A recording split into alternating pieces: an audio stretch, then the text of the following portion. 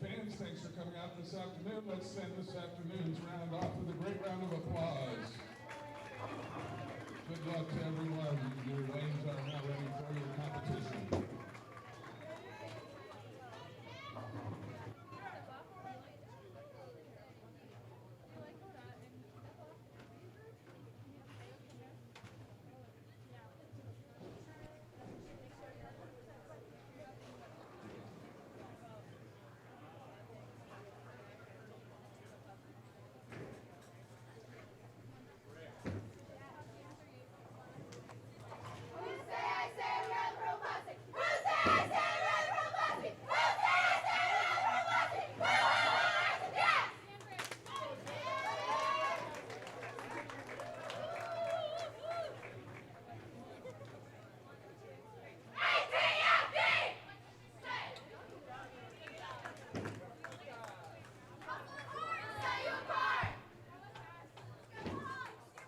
And with that, I'd like to welcome you back to the 2018 Southland Bowling League Championship. I am Mike Flanagan from InsideBowling.com, and I'd like to welcome you back to what we call round number 4. Round number 4, right here on lanes 29 and 30. You've got the featured matchup. You've got the undefeated teams in Stephen F. Austin and Vanderbilt University squaring off in a regular team game to start. Then part 2 of this afternoon's coverage, we will have 5 games of Baker. They'll switch lanes after each game. Total pins will determine part 2. If there is not a sweep of parts 1 and part 2, and it is tied at 1-1, we will go to a best 4 out of 7 Baker games, head-to-head competition to determine who will advance to the championship match, which will be tomorrow morning at 9 a.m. here on Inside Bowling. The team that does not win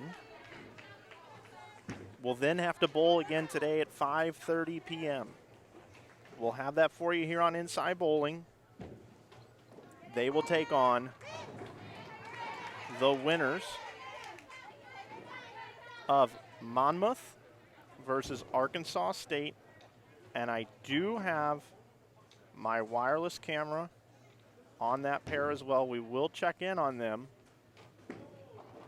throughout the competition, but our main match is over here on lanes 29 and 30, which features Vanderbilt and Stephen F. Austin.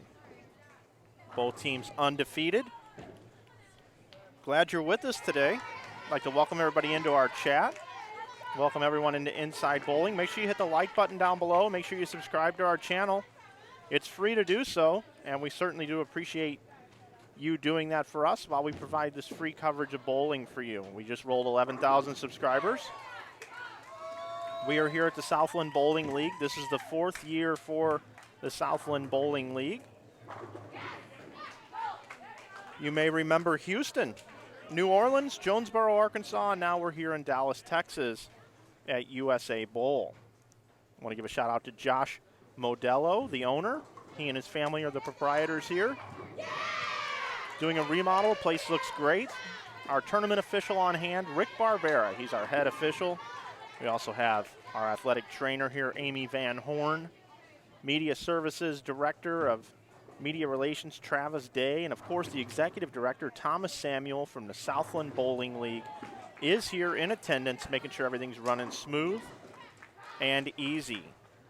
Today, they are bowling on a 39 feet in length oil pattern, 29 milliliters of oil out on the lanes. It's a 2.1 to 1 ratio oil pattern. Very, very flat, very, very demanding, very, very low scoring. A 200 game is earned on this type of pattern. It's what you see the professionals use on the men's and ladies tours, type of ratios, as well as the Open Championships and many other national tournaments throughout the world.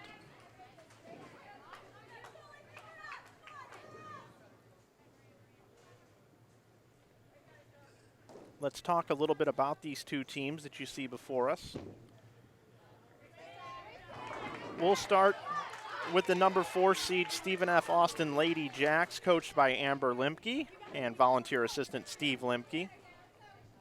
Their path here, they defeated Tulane yesterday and then defeated Arkansas State in a match that featured their anchor bowler, Stephanie Schwartz, facing off against Jordan Richard in the 10th frame.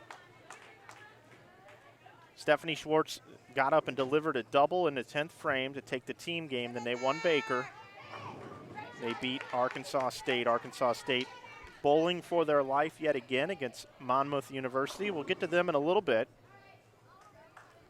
For Stephen F. Austin, we have Paige Beanie. She's a junior. Dakota Fascini. She's a freshman. We have Morgan Reesing. She's a senior. Amber Whitcomb is a sophomore. Sarah Gill. She's a freshman. Dakota Hazelwood is a junior. Kelsey Anderson's a senior. Megan Eaglehouse is on the team. She's a sophomore. Stephanie Schwartz, the senior. She's the anchor bowler usually for Stephen F. Austin. Sarah Voyers, a freshman, and Annie Learhart is a freshman. That is the entire roster of Stephen F. Austin for this year. And now for Vanderbilt. Stephen F. Austin also came in as the number 4 seed in this event, the Southland Bowling League. The number 2 seed is Vanderbilt, the Commodores, coached by John Williamson, and Josie Ernest Barnes is the assistant coach. Brianna Layan, Ariana Perez. Layan is a sophomore, Perez a senior. Katie Stark, a senior. Emily Rigney, a sophomore. Jordan Newham is a junior. Maria Bolanova from Moscow, Russia. She's a sophomore. Samantha Gaynor, she's a freshman.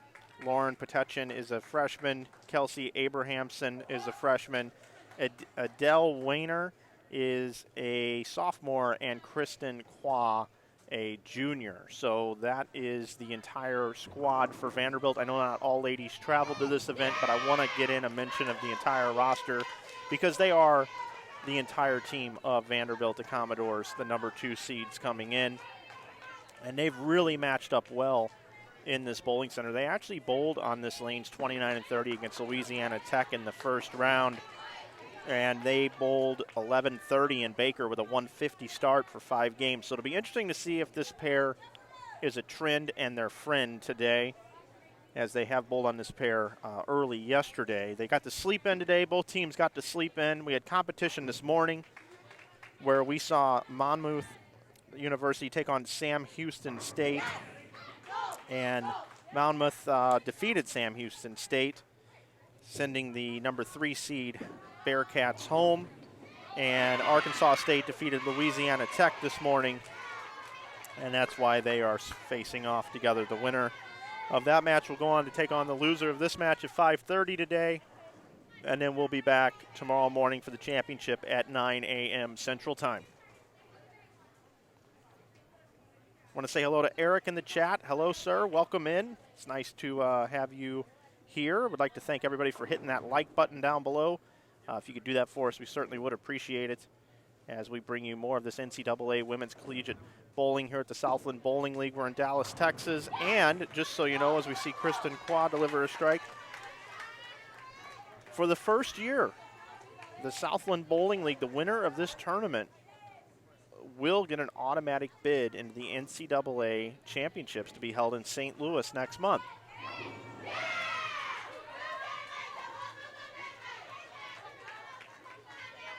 Strikes aplenty here as we see early on. We've got a pair of doubles on the board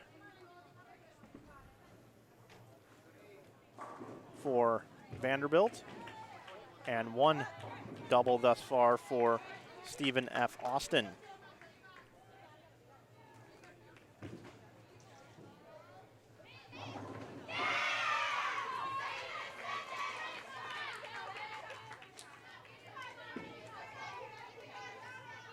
Regular team game for you here today.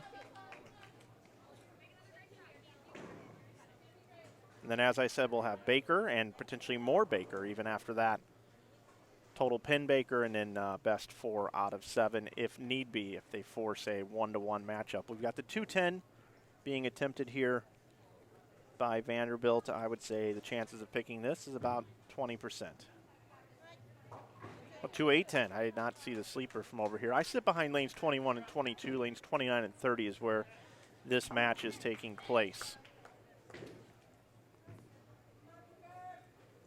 Also here at Inside Bowling, we do get people that ask us from time to time, how can we help support the channel? How can we help support what you do? And we now have a all-new merch shop. It's about 40 days old on our website, InsideBowling.com. After competition, if you want to head over there and shop and take a look and see some of the different things we have very soft T-shirts available in many different styles. We're up to about 60 now. And they are on sale with coupon code YouTube, 15% off, 15% off. And what a terrible break there with a 7-9 on lane 30. We've seen the washout this weekend quite a bit. Lane 29, we have a washout attempt here for Stephen F. Austin. I would say this is about a 30% chance of being picked up, but only gets 2.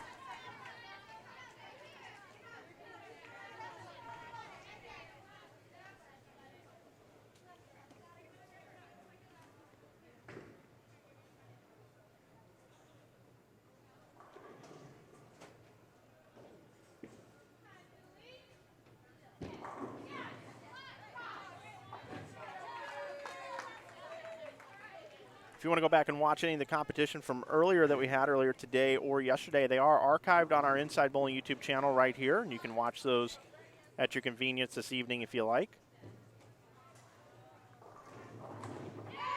Once again, we are here at USA Bowl in Dallas, Texas, Southland Bowling League, NCAA Women's Collegiate Bowling.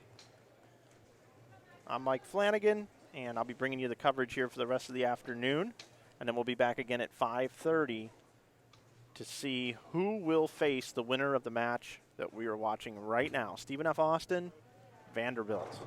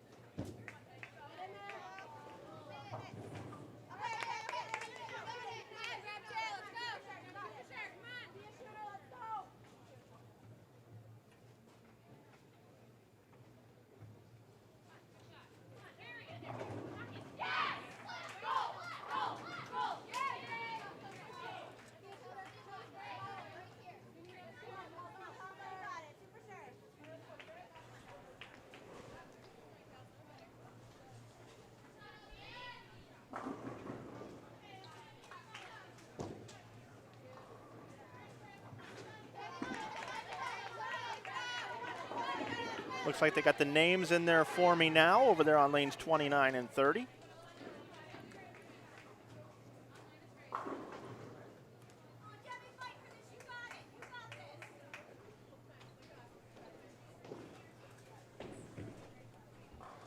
Jordan Newham, Kristen Qua, Kelsey Abrahamson, Samantha Gaynor, and Maria Bolanova for Vanderbilt.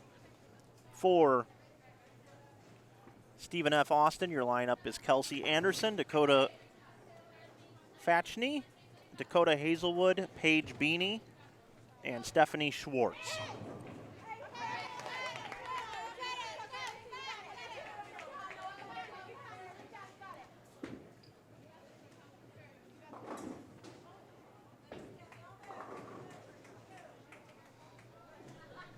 4 teams are left. 4 have gone home. Tulane and Valparaiso were eliminated in this double elimination bracket.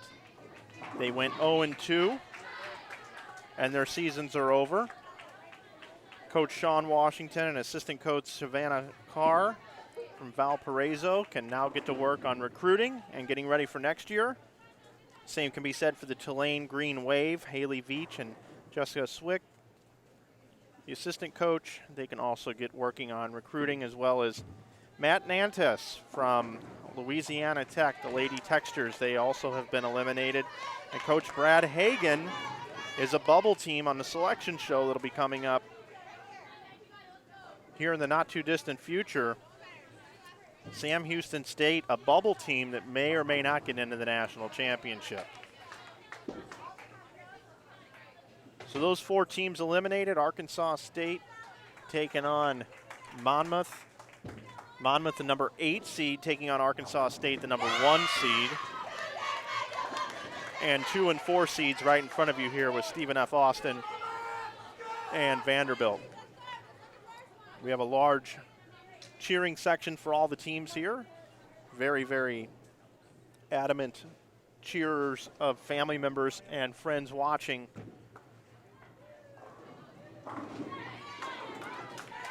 And I told you that I do have a camera over here on lanes 21 and 22. It is my wireless camera. I do not have scoreboards, but we can at least take a look here after this shot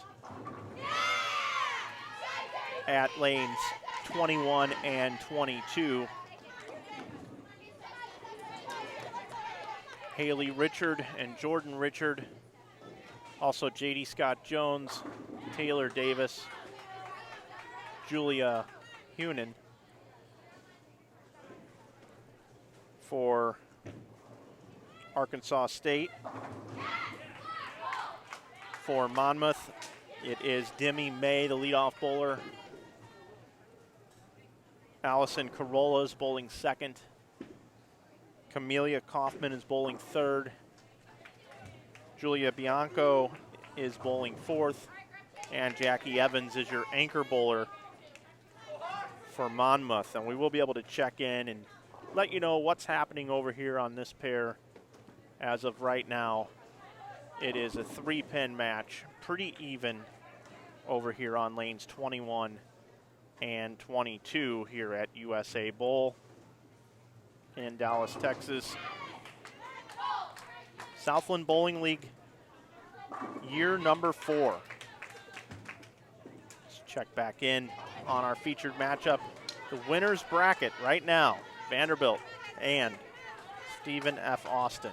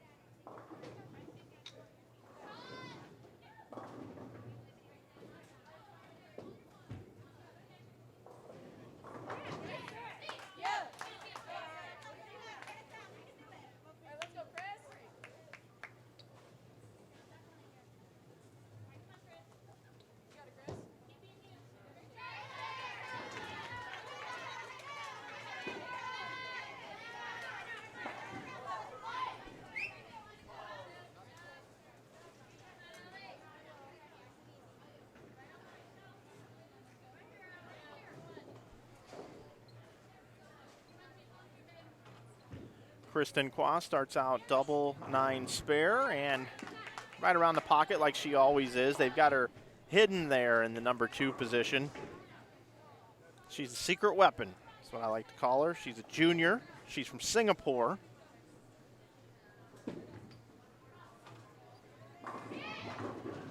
Ooh, and Dakota Fatchney with an awesome looking shot there and leaves a 7-pin. Dakota is a freshman from Innisfil, Ontario.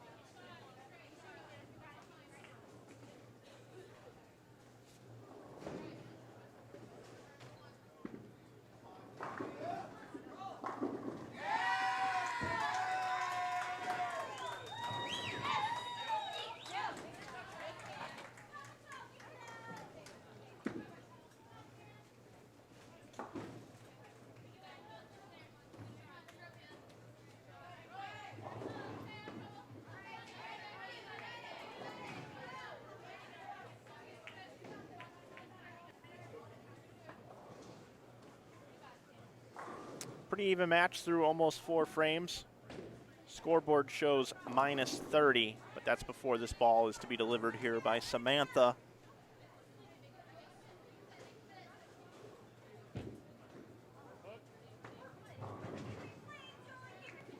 Pretty even Steven here with a couple of splits.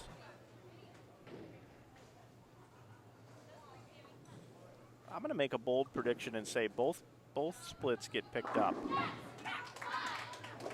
There's one. Now this is the more difficult of the two, especially with the 8-pin with it. The 2-4-8-10. Could we have back-to-back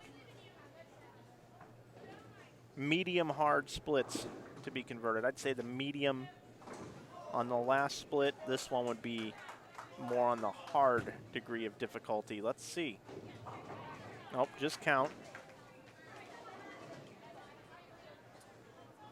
So headed into the anchor bowler. It's an 18-pin lead currently for Stephen F. Austin, but it's early in the match.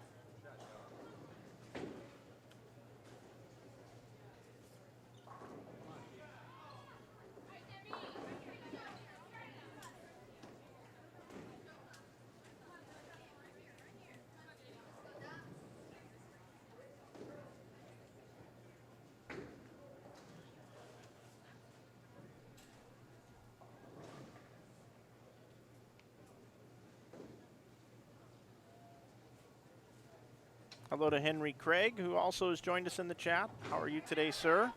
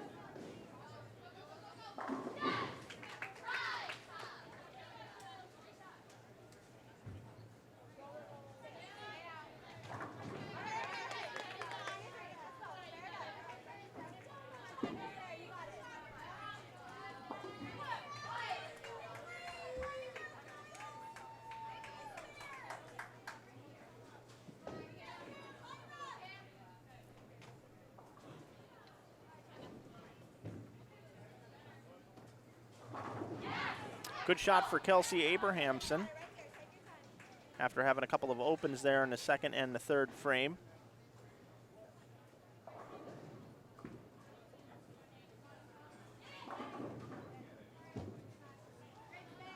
Dakota hard and straight at her spare, picks it up for Stephen F. Austin. Stephen F. Austin, of course, in the purple and white. Vanderbilt in the gray, I guess I would call that color, the gray.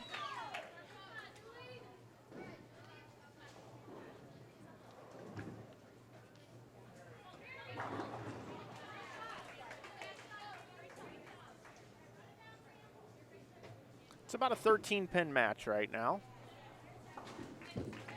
But Dakota here has an opportunity to cut it to less than that because she was working on that triple. She came up really big yesterday when they needed her. Very solid bowler, bowling in 3-hole for Stephen F. Austin. Really impressed with her game.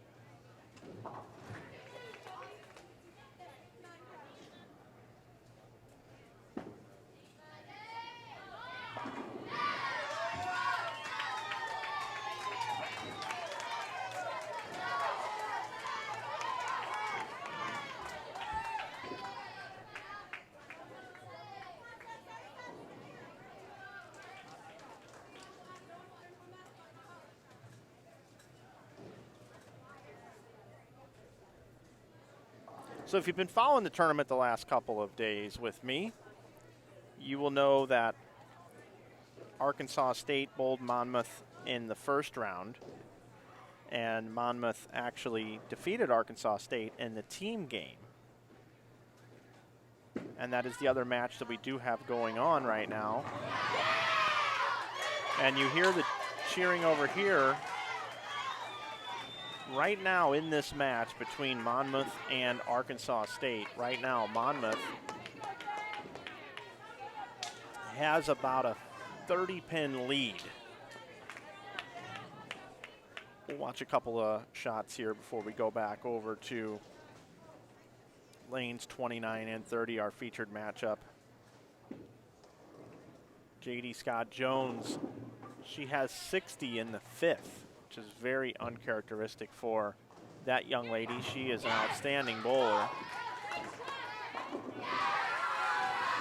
Camelia Kaufman there now makes it 3 strikes in the sixth and 4 strikes in a row for her after going 8-1, foul 9. She fouls it up with a 4-bagger. Demi May also with a strike in this frame, as well as Allison Corolla. Now up is Julia Bianco, looking to make it 4 strikes in a row in the sixth, as she is the 4th bowler. Crosses over for a 6-10 And their anchor bowler, Jackie Evans, after opening and going back-to-back spares, has a double going into this 6th frame. Over on the other side for Arkansas State, as I said, J.D. Scott Jones has 60 in the 5th with a spare up now in the 6th.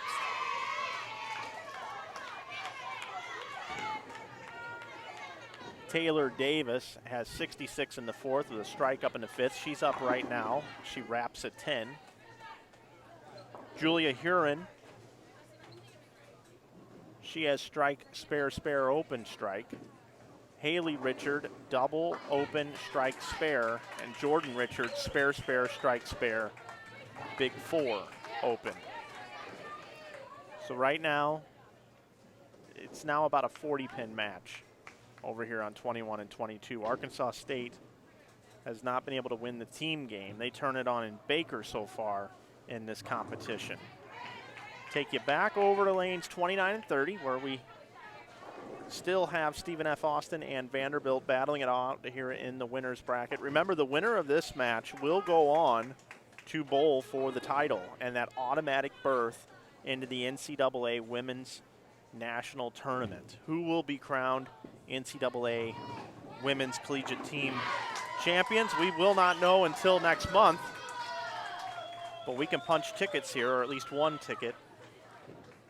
I've been told from the coaches that McKendree University and Nebraska are definite locks for the tournament. It's a selection type situation. There'll be a selection show. They'll be taking 8 teams to the national tournament. Arkansas State is also a lock, regardless if they win this tournament or not, but they'd like to win the tournament, of course. And then the other schools that I know of from this Southland Bowling League that have a chance to make it in, obviously Stephen F. Austin, any of the teams that win, Stephen F. Austin, Monmouth, or Vanderbilt. But Vanderbilt should safely be in as well, I was told. So Vanderbilt and Arkansas State, along with McKendree and Nebraska, would be 4 of the teams. A bubble team is Sam Houston State. If Stephen F. Austin does not win this tournament, I was told that or Monmouth, I should say, Sam Houston State should get in, I was told. Now, I don't know for sure, but that's what I've been told. And I'm sticking with it.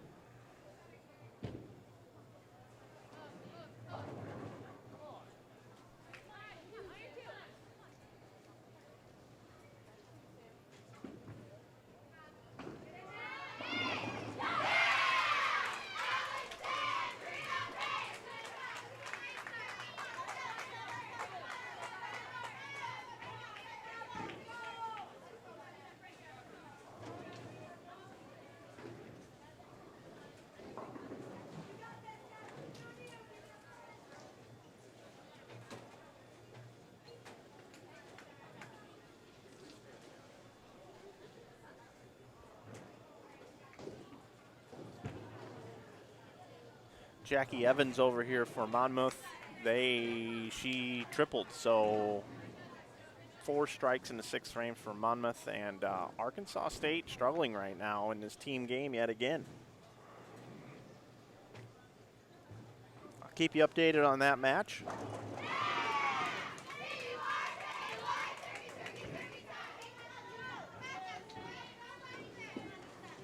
And as you see here, as soon as Maria Bolanova throws her shot, she is from Moscow, Russia, as I mentioned before, throws it really good.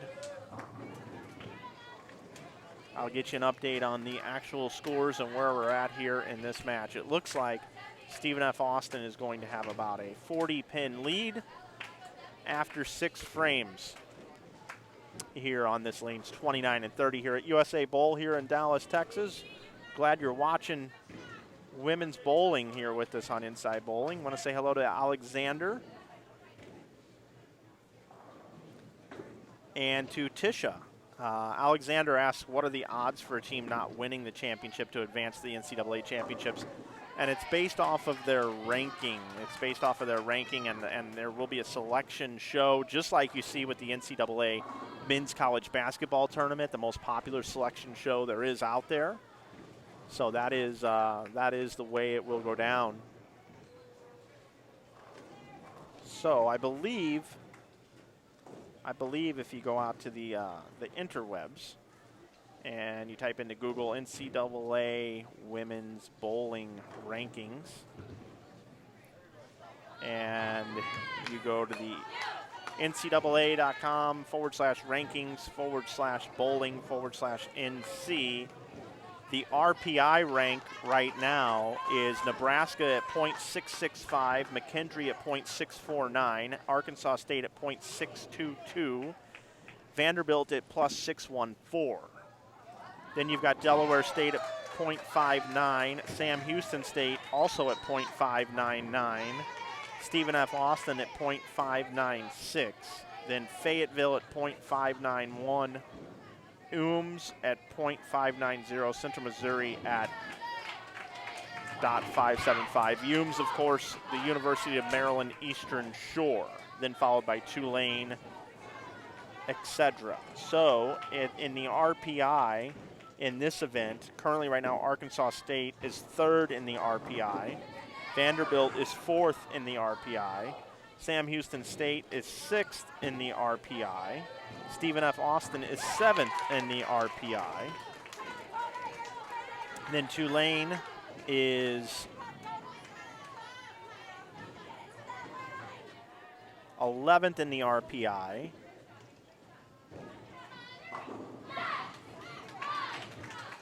Valparaiso down around 20th, it looks like. Louisiana Tech down around just 2 spots behind them. And Monmouth, they're at a .505. They're in 37th, actually. 37th. Valpo 26th, actually. And Louisiana Tech 28th. So Monmouth, if they could take down Arkansas State here and make it to the final in some way, somehow find a way to get past either Stephen F. Austin or Vanderbilt and then beat the other team in the final itself, that would be unbelievable if Monmouth could make it, considering they're pretty far down the rankings. They find themselves in 47th. But they're bowling extremely well here. You hear the cheering behind me. And what they're cheering for is a 5-bagger by Camelia Hoffman. Camelia is a freshman from Roseville, California. She has 5 in a row over here. As a matter of fact, I'm going to take a quick peek, just look in over here. You see a chop on the spare by Arkansas State. It's about 100 pins now, everybody. About a 100-pin lead for Monmouth right now, halfway through the 7th frame. Back over 29 and 30. Stephen F. Austin making some noise.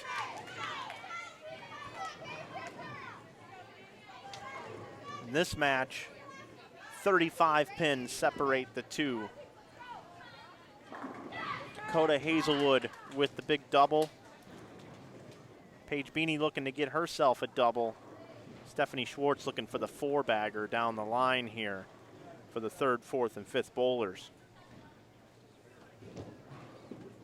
for the Lady Jacks. Over on the Vanderbilt side, got a nice double up top by Jordan Newham. Kristen Qua, steady as ever, clean through 7. Still has 2:48 left. She can strike out at any moment. Kelsey Abrahamson struggling a little bit, but has been able to put some strikes on the board. We'll see if she can put a few of those together.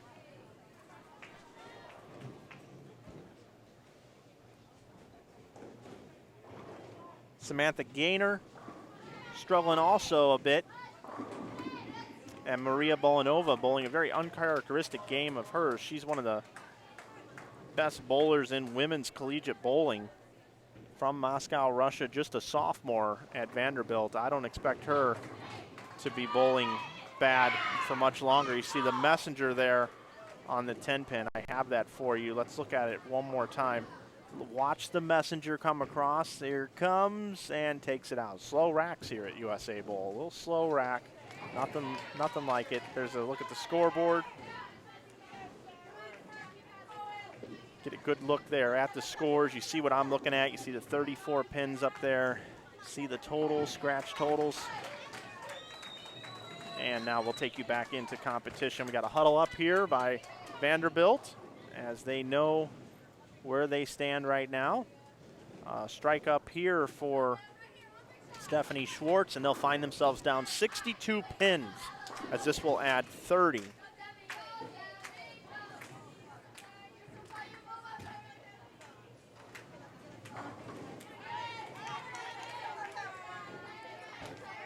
And I'm not so sure about this, but I think Stephanie Schwartz might have dyed her hair last night.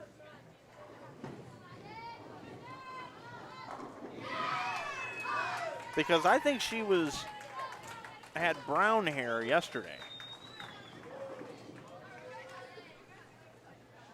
I'm almost certain. I have to find out. Otherwise, I'm losing my mind. And I need to find out one way or another. I very well could be losing my mind.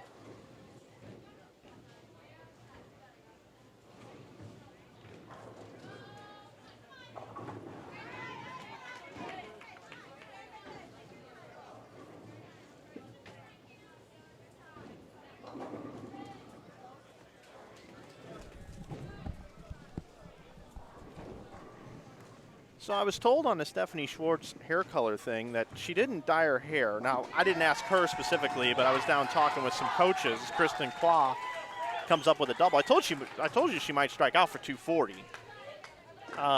She just kind of has the will and the knack to do that.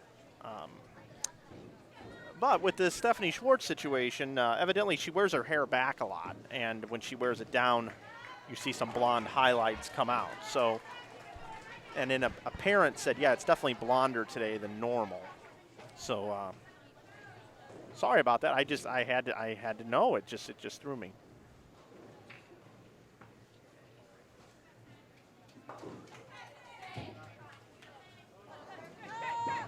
Thank you, Sheridan Lanes.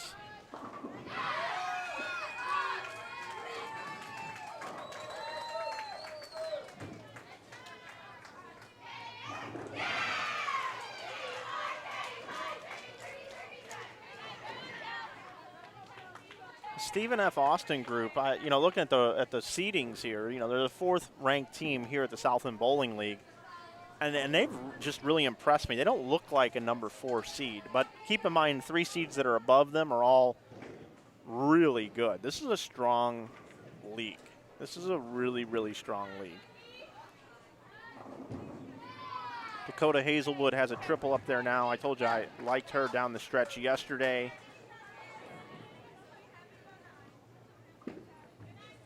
58 pins separate these two teams now, almost through frame number 8.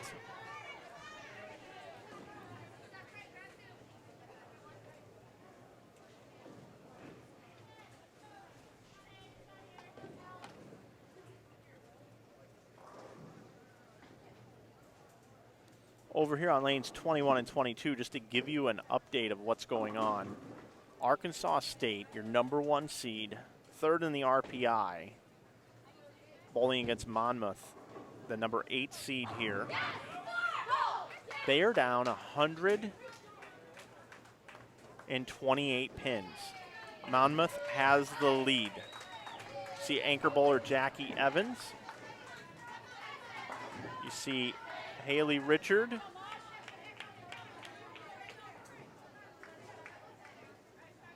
They're just not bowling good to start team.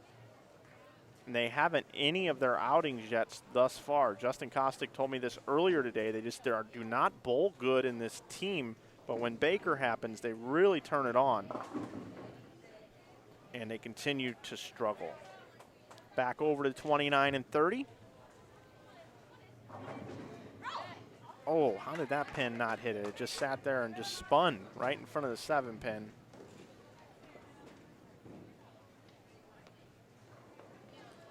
Here is Stephanie Schwartz.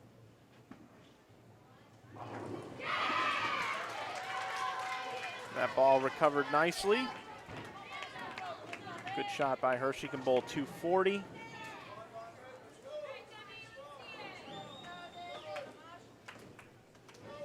I'll tell you what, if Maria Bolanova continues to struggle here on this pair of lanes, it wouldn't surprise me if Coach John Williamson and assistant coach Josie Ernest maneuver Kristen Qua into the anchor position for the upcoming Baker. It's a move that I think I would personally do if I continue to see struggles out of Bolanova.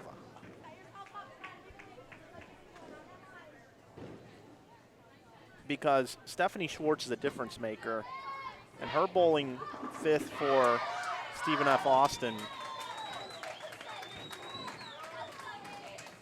bowling the 5th and 10th frames, a complete 10th frame, you're going to want somebody who's really lined up, keeps it around the pocket, keeps the ball in play, and can strike. Be interesting to see what happens with the lineup change,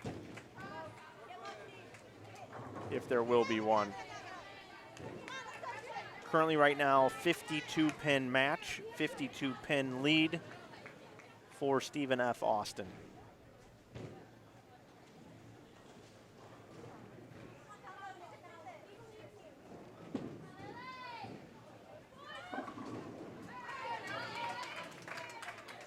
Hello to Amber Limke's mom in the chat. Hello to Trevor. Hello to James Cladd again. James asked, could we actually see a Big Ten conference team in the near future? At least 6 schools outside of Nebraska in that conference have good bowling programs. I don't know the answer to that. I'm not versed enough, and I don't know enough about NCAA women's collegiate bowling. I know that I'm commentating and calling the action today, but I just don't know enough about all the laws and that. How many Baker games will be bowled in this match? Eric wants to know. Well, after this, we will have 5 games of Baker, and it'll be total pins. If the team that loses in this regular team game were to win the Baker, then we go to more Baker to determine who moves on. And it'll be 7 games, not total pins, but head-to-head Baker. So we've got this regular team game, then we have Baker total pins, and then Baker head-to-head 4 out of 7, if needed. And then we come back at 5:30 today and bring you more competition. We will bring you the losers of this match and the winners of the Arkansas State Monmouth University match that's happening here on 21 and 22 right in front of me where I sit. Take you over there just for a moment. We'll take a peek in again.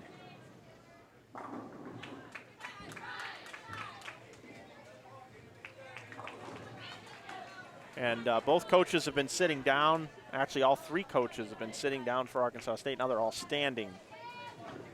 You actually see their heads right there. You see Justin Kostick and Doug Kaburski's heads just on the bottom of your screen.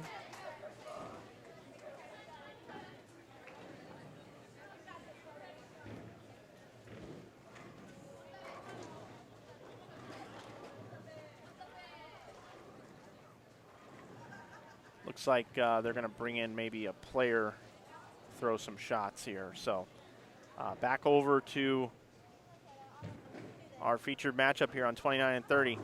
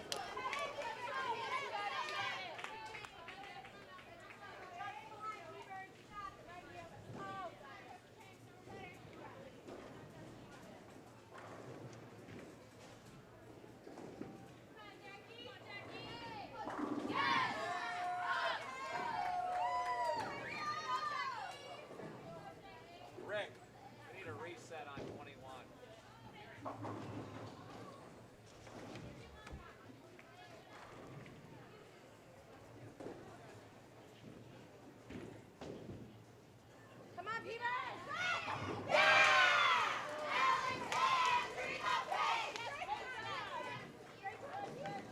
29-pin lead currently for Stephen F. Austin, the Lady Jacks. Give you an update on the other match right now. Monmouth University up 118. 118 headed into the 10th frame. Oh, we have a Deadwood retrieval, so since we're taking care of that, we will head over here to lanes 31 and 32. I'm sorry, 21 and 22, where we just had a re-rack. Jordan Richard, looks like she's throwing a purplish colored ball now for a solid 8. Made a ball change.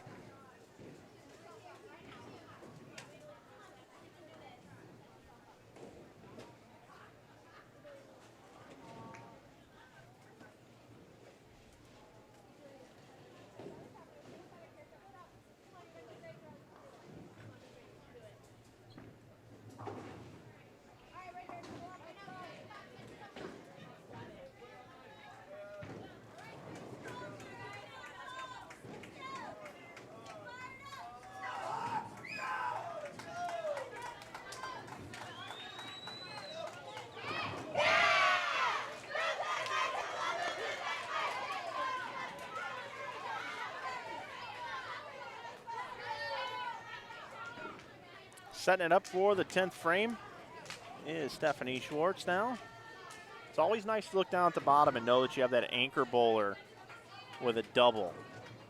That way if you get in any sort of trouble, you've got your anchor there at all times with some extra pins. She can add 60 pins. If she were to strike out, it adds 10 for the 8th, 20 for the 9th, 30 for the 10th. That's 60. A spare going into the 10th only gives you 40. You get 10 for the 9th and then 30 for the 10th. Leadoff bowler Miss Anderson, you know, she can only add 30 because she's on an open. And if you got one strike going in the 10th, you can add 50. So that's how you do the math here, everybody. That's how you get there. 39-pin lead currently for Stephen F. Austin.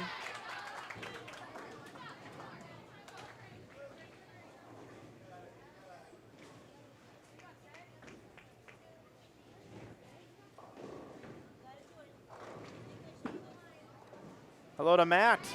Matt watching. It's a pleasure seeing you. Your ladies bowled awesome. Louisiana Tech getting much better.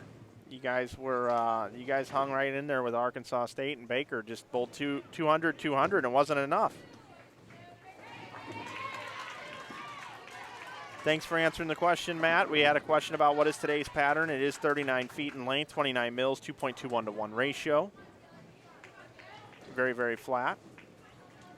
And Matt tells me that that Vanderbilt would stick with Maria Bolanova as the anchor bowler, as I was talking about earlier.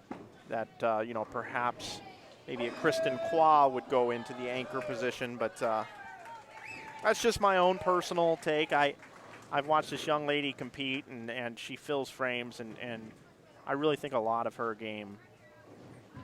She's also a year further along in school. And just as I say that, she's 6'7", so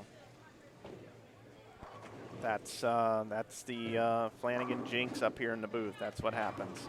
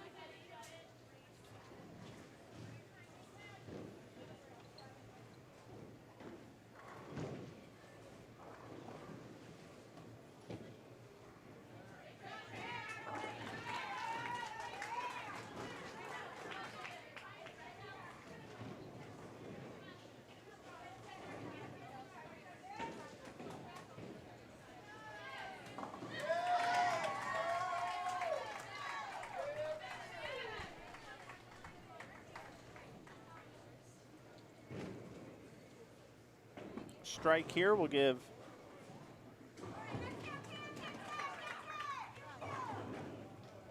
Kelsey Abrahamson.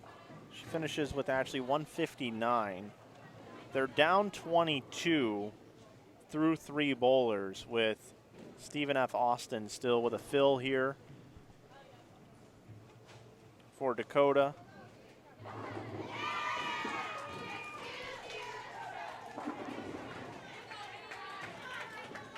Two Dakotas back-to-back here.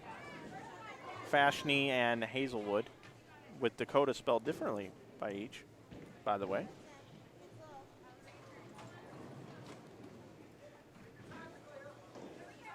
And then Paige Beanie, the junior, will finish up here in the 4th position. And Stephanie Schwartz, the anchor bowler.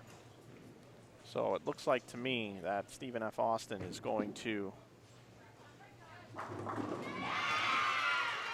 get the win here in the traditional team game, which this will be, I believe, the first game that Vanderbilt has lost. They've been pretty much undefeated in everything here this weekend, first 2 rounds.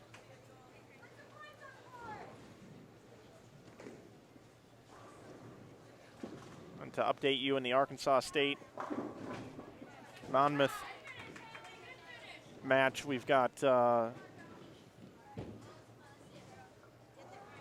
Haley Richard bowled 223, but that's the only 200 game for Arkansas State. They can get to 891. Monmouth already at 916 with 2 players to fill, 192, 168, 212, possible 199 and 223 for Monmouth.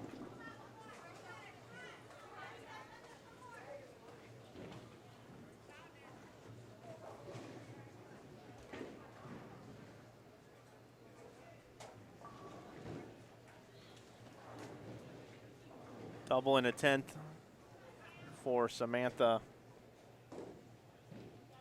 Gaynor. Makes it a little bit closer, but still not close enough. Nice finish, last 5 for 191.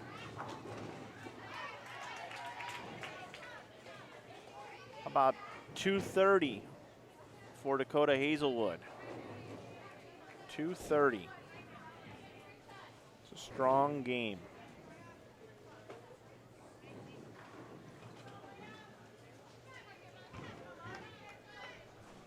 So Vanderbilt with 887, with Maria Bolanova up in the 10th frame. She can max out for 156.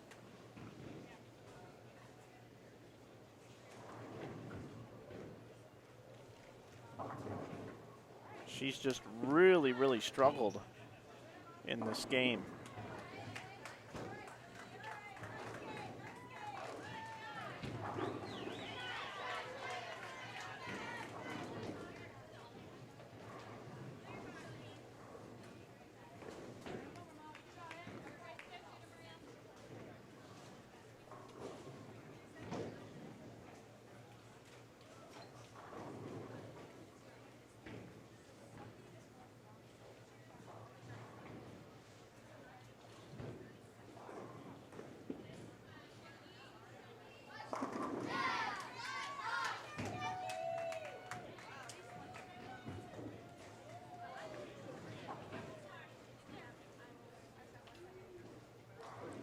And a chop spare there for Maria Bolanova. 135 is her total.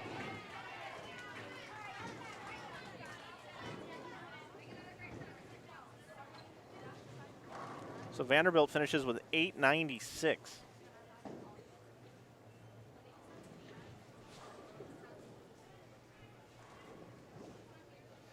Stephen F. Austin can finish with 987 if they get a strike here on the fill. And then 3 strikes in the 10th frame from their anchor bowler, Stephanie Schwartz. But I would be surprised if Stephanie Schwartz gets to throw all of those shots. I would imagine they're going to bring somebody else in to throw a few shots.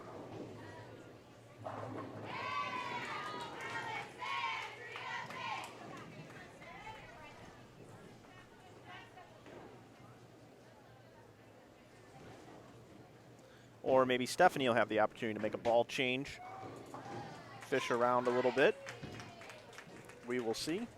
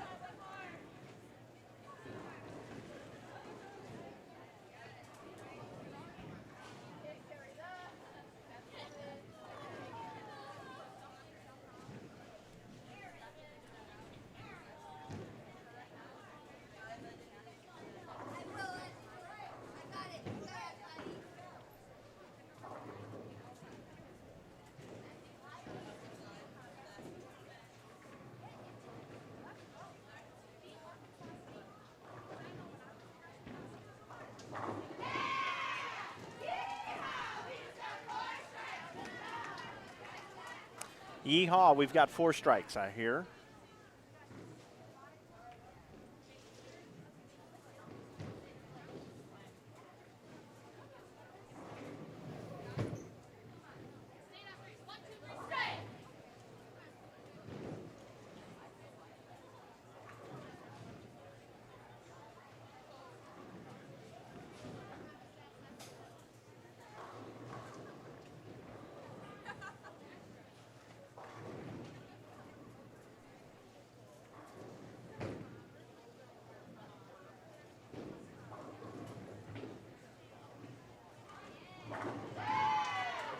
Stephanie Schwartz just keeps striking.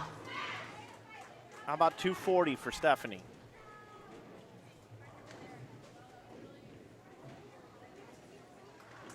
You know, the Southland Bowling League has some great sponsors.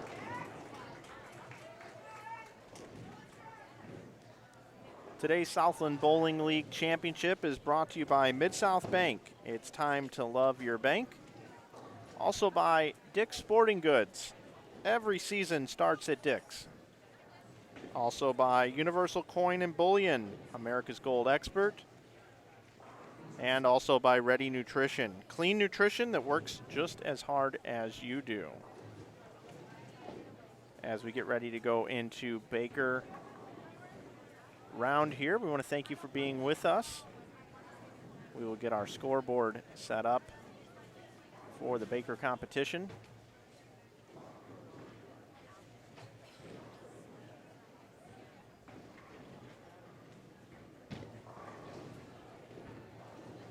Thanks for interacting in the chat with us, everyone.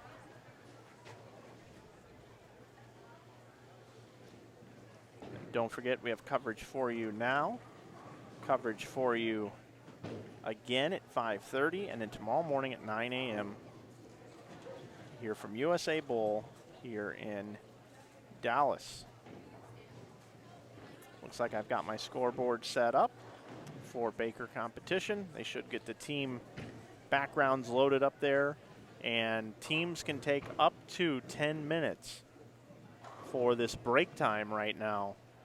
Can take up to 10 minutes. As you can see, I have nothing going on over here on lanes 21 and 22, and I have no action on 29 and 30. So I will be back as soon as competition resumes here from USA Bowl in Dallas.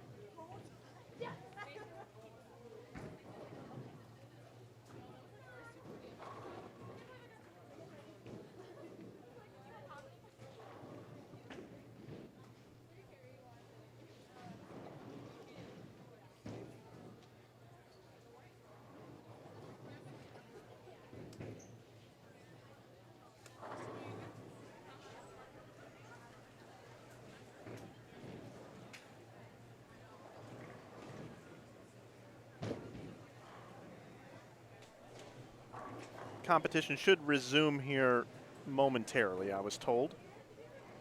Won't be very much longer. I talked to Stephen F. Austin's coaches. They're not making any lineup changes. I also talked to Vanderbilt John Williamson. He said he's not making any changes either.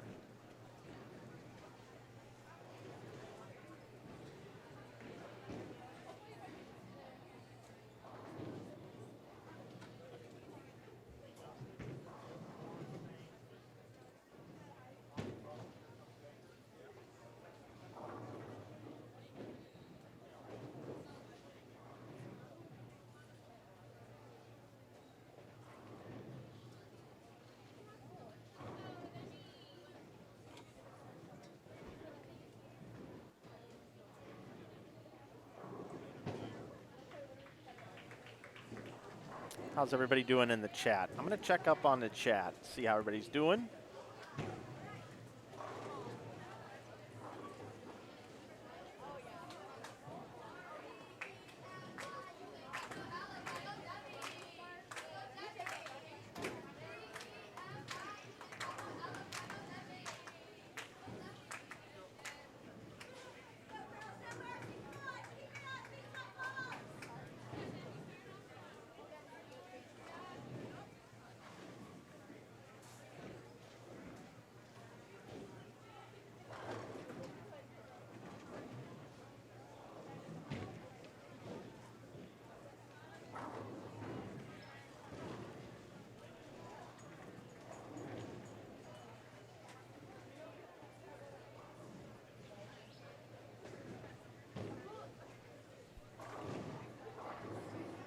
Look at those beautiful graphics. I gotta hand it to USA Bowl. Josh Modella and his entire team here. Rick Barbera, the Southland Bowling League folks. Look at how cool that looks up there. I don't know. I think it's a nice touch. If you think it looks cool, give us a thumbs up here on the broadcast. Subscribe to the Inside Bowling YouTube channel. We would greatly appreciate it. We provide coverage for free. You can help us out for free by subscribing to our channel. We are close to getting underway here.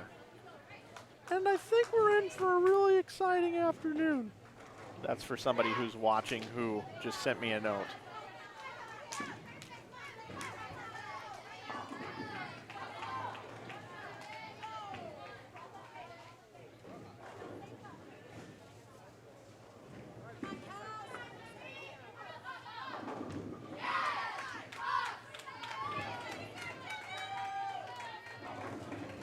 And here we go in Baker competition.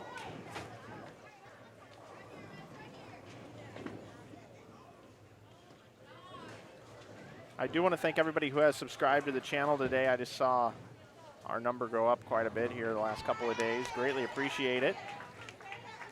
You will get notifications if you have the YouTube app when we go live in the future. Thanks, Derek and JD.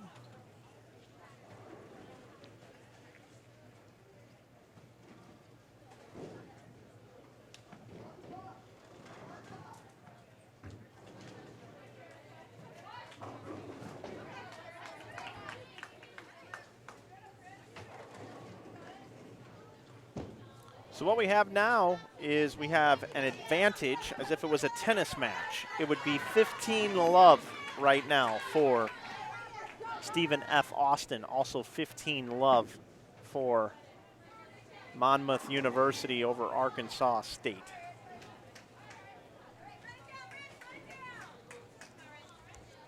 In this case, it's the first team to get to 30. If we were using the tennis analogy, which obviously I've set up wonderfully. So Vanderbilt, game one. Stephen F. Austin, game one of Baker. There'll be 5 of them. It's total pins is this portion. I'll also be keeping an eye on Arkansas State and Monmouth.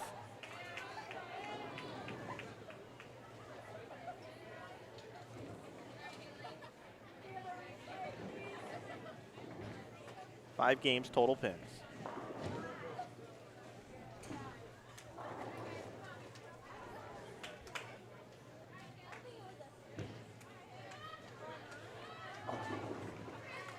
All right, on the nose. Here's what, I mean, I'm not telling you anything you don't already know, but the key to this Baker is filling frames, getting marks. It's not about strikes. Although, Matt Nantis, who's watching, coach for Louisiana Tech, would potentially argue that with me because his team did fill frames and just got out bowled earlier today.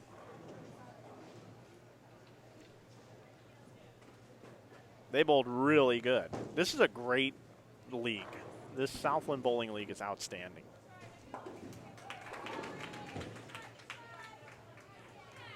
What makes it even better is that they asked me to broadcast it. That's when you know the league's got a lot going for it.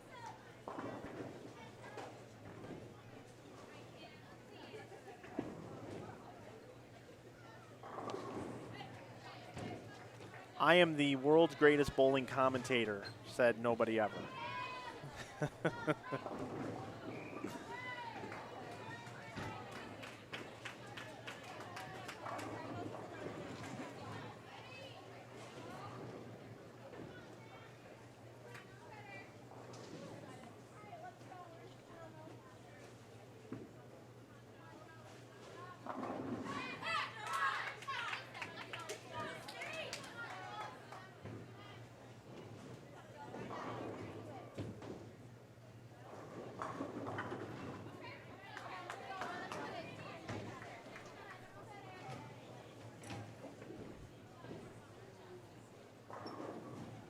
Arkansas State and Monmouth underway. We have Arkansas State with an open strike, open spare strike,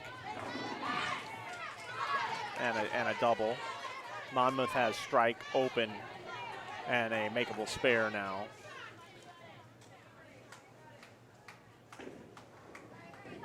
Monmouth has been tough in Baker. They've been tough. They've got a lot going for them right now. It wouldn't shock me if Monmouth pulls off the upset as the number 8 seed over the number 1 seed. I'll keep you posted on the competition over there.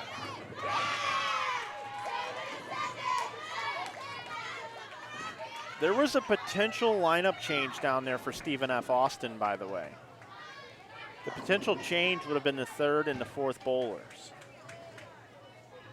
because Dakota's been bowling so well. Dakota Hazelwood.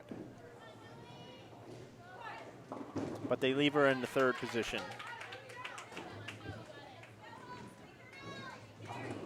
Maria Bolinova still bowling in the anchor spot for Vanderbilt. Coach John Williamson and assistant coach Josie Ernest sticking with the person who's bowled in the anchor position thus far in the tournament, giving her some extra time to find her line on this lane's 29 and 30. I know I mentioned earlier maybe a suggested lineup change, but I am just a commentator. I don't coach college bowling. It's just when I see ball reaction and I see a player struggling, sometimes moving them to a different position and taking a little pressure off sometimes can do the trick, but I own no national championships, no titles to be held, but it makes for fun banter and things to think about as the competition goes on, as we try to tell the stories and develop a little bit of drama here on the live stream. Drama brings in viewers. It's true.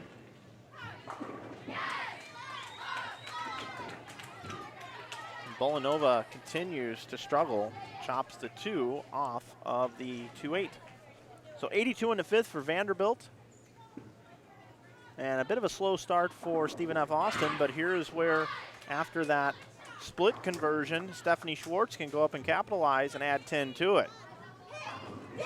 And being the unbelievable decorated college athlete that she is, she delivers the strike in the 5th frame.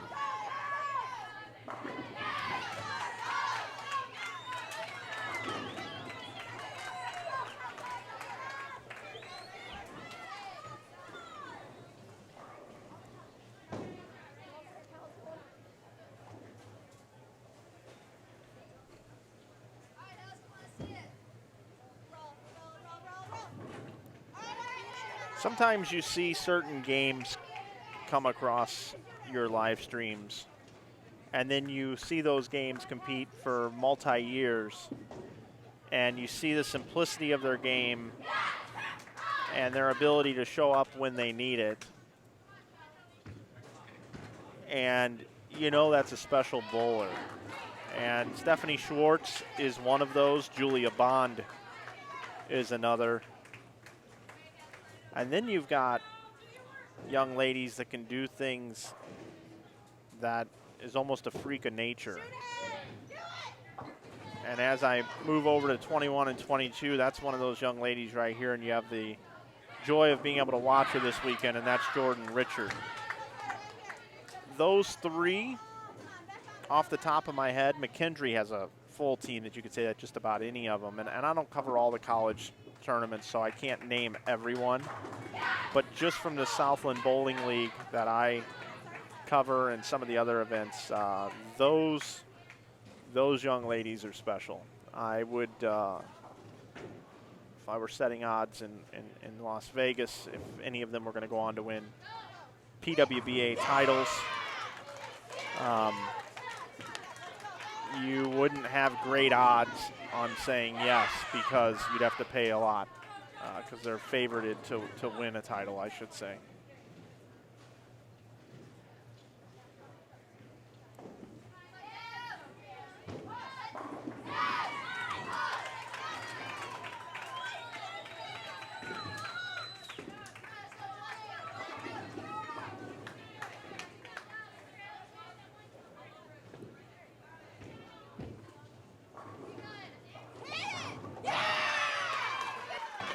Thanks for subscribing, nobody, just a freak in the chat. Thank you. And Matt, you predict one of the matches will be 2-0 and the other is going to be best of 7. I'd be interested to know which one you think is going to be 2-0 and which one you think will be best of 7.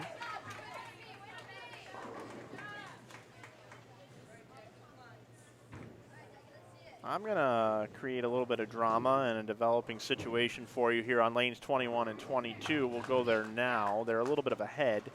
I want to tell you what's happened here. Arkansas State has thrown the last 5 strikes. They're complete with 202 bowled. They bowled 202, and now Monmouth can strike out for 202. This is the first shot in the 10th frame. Got the first one. And that's Jackie Evans, their anchor bowler. So can strike out to tie with 202.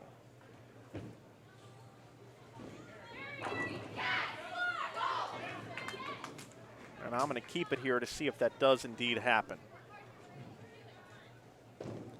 202 posted on the board for Arkansas State. Monmouth got to have this one plus one more. Yeah, there's the second one. If there was an all-tournament team, and I'm not even sure if there is at an event like this, but Jackie Evans, she makes the all-tournament team as far as I'm concerned. To take this number 8 seed Monmouth Hawks and do what she's done and showed up like she has in a 10th frame oh so much over the last day and a half, she makes my personal all-tournament team. Let's see if she can fill it up here. Needs them all for a tie. Nope, comes in light. So Arkansas State 202, 199 for Monmouth. Let's take you back down here to lanes 29 and 30, where we have a possible 182 and 194. Maria Bolanova goes high again now, leaves a 6 count. 3, 6, 9, 10.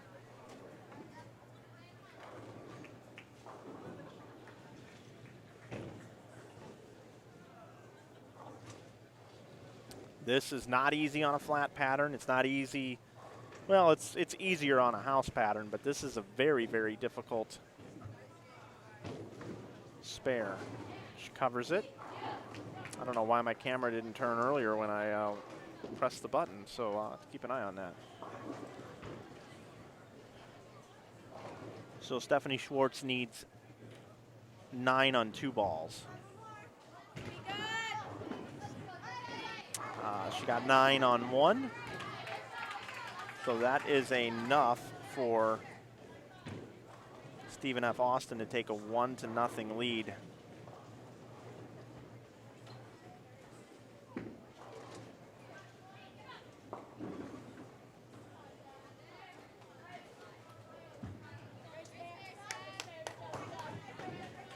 $184 for Stephen F. Austin. And now it's going to be very, very interesting to see what Coach John Williamson does here. Is he going to suggest a ball change for his anchor bowler, and are they going to try that? Are they going to try another player? I wouldn't think you would try another player at this point. I would think that you would try a different angle of attack, potentially a different ball. You see Josie down there speaking about the change. And I think this is a different ball, but I wasn't paying that close of attention. And this is the furthest pair away from my booth. But let's see what happens on 29 on this shot. I know that a strike in the 1-3, split in the 8-9 would give her some major confidence moving forward here. And that ball just sails past the break point, so she continues to struggle. Light, high, light, high.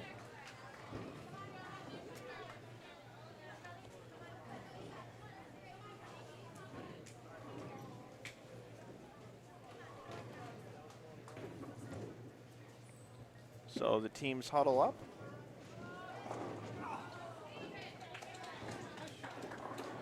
And I actually missed that score, but I can get it. 177 was the final score. 177 for Vanderbilt, 184 for Stephen F. Austin. Remember, this is total pins, guys. It's not a 1-0 type situation. It's total pins. So Arkansas State 202, Monmouth 199.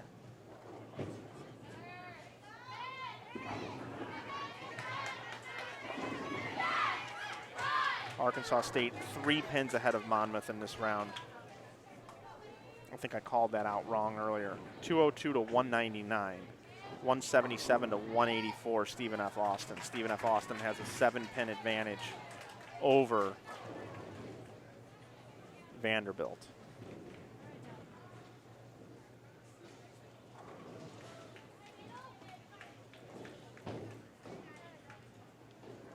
It is total pins. I caught myself. I just saw you guys in the chat. It's total pins this round. Thank you.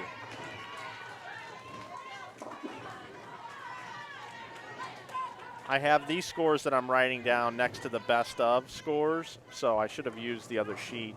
I confused myself. I also had my wireless camera go down, so I was also fixing that on the fly, so my apologies. I was a little distracted. But just to recap, Stephen F. Austin 184, Vanderbilt 177. Stephen F. Austin with 4 games to go in this round is up by 7, and Arkansas State is up by 3. Bowling 202, Monmouth 199. Solid 8. I talked about splitting the 8-9. That's always just lovely. You get 2 shots a game. You try to make the best shots you possibly can for your teammates. And you go up and you make your shot. And then boom, solid 8. Meanwhile, you look a lane over or a pair over and you see somebody go through the nose or Brooklyn for a strike and you just throw your hands up in the air. But you can't let that bother you. That cannot impact your shot at all. And the best bowlers in the world don't let that impact them. Except maybe Pete Weber. Pete Weber a few times has watched his opponent do something and get a break, and he didn't get a break. And he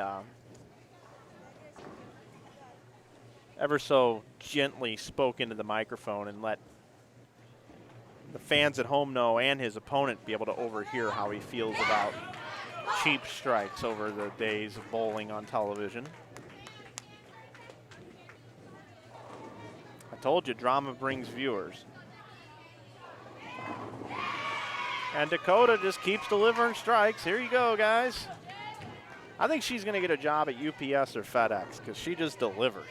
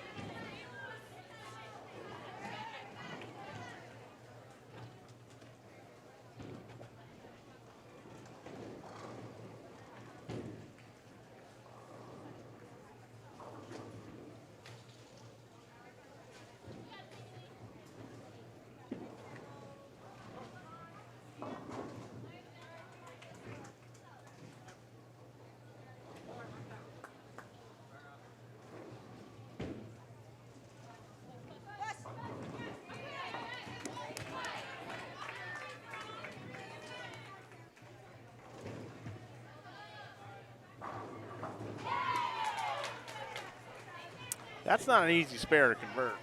That is not easy. Big spare in the fourth. Give you an update on Monmouth and Arkansas State. Arkansas State has 77 in the fifth. Monmouth 78 in the fourth with a spare up in the fifth. That 77 in the fifth isn't open for Arkansas State.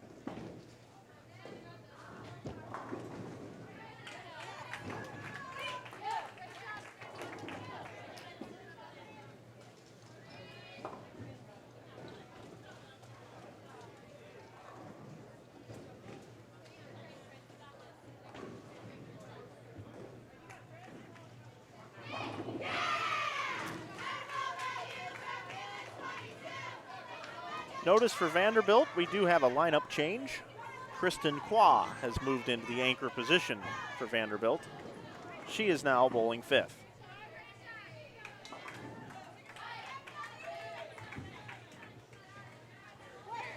And she delivers a strike in the fifth position and does what she does, which is continues to control the pocket and puts 10 back.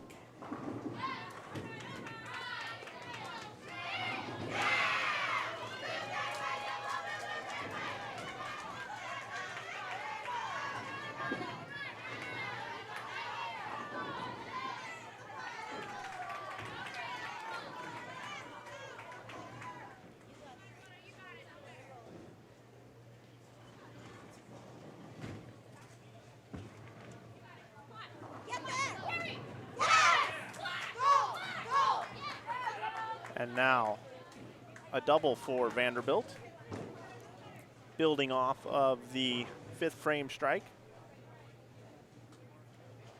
Stephen F. Austin with a double up as well, fifth and sixth frames. And a high flush strike. Grab the plunger, folks. That's as flush as it gets.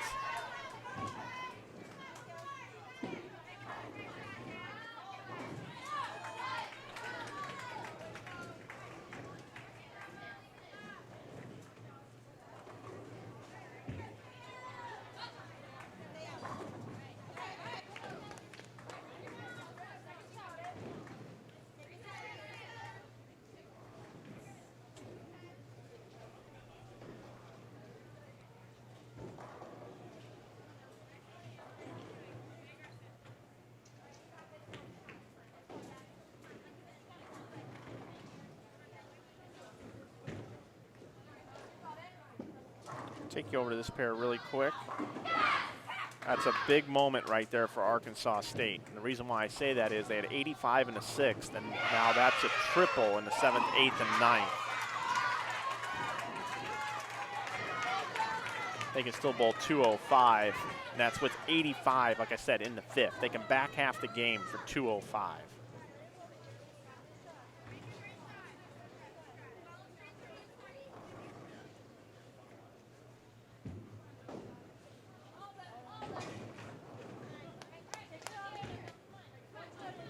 Four strikes in a row for Stephen F. Austin. We saw Dakota deliver another strike, which she's done so much. Now a strike in the ninth for Stephen F. Austin. They made up for that 9 miss in the second frame, that's for sure, with a big 5-bagger out there.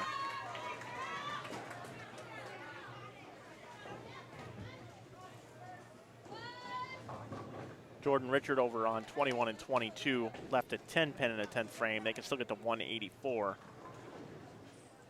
Monmouth going at a 196 pace.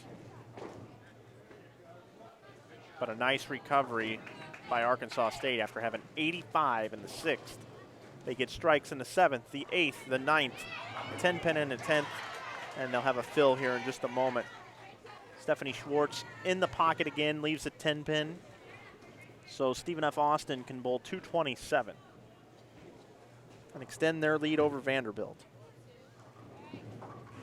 Best Vanderbilt can do is 223. I'm sure they would be more than happy to take 210 or 220 this game with the 9th and 10th frames to go, with 3 games to go in this total pin Baker format.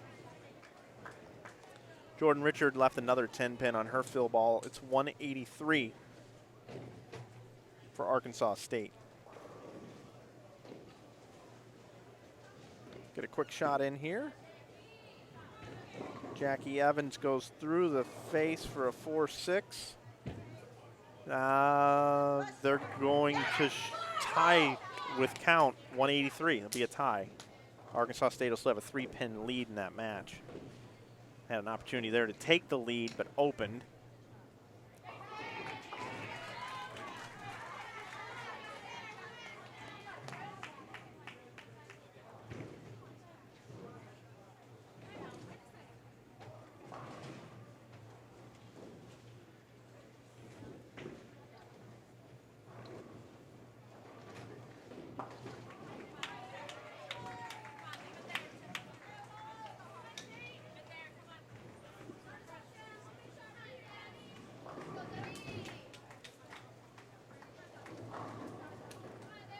Possible 227 for Stephen F. Austin in this game number 2 of 5 total pins. Baker.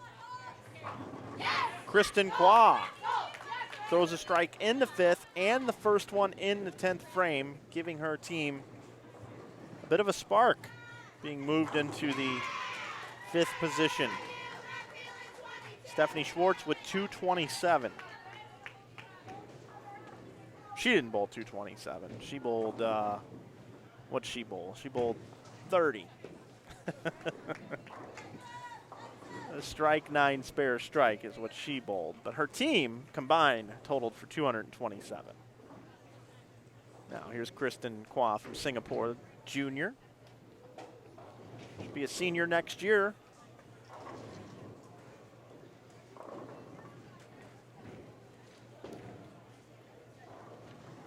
Get a double here. In the 10th frame, let's see, hold. Yeah. I could tell that one was going to be a little bit high off her hand. So 6, 7, 10. So she can bowl 199 if she picks it. Wouldn't surprise me. But more than likely it'll be 198.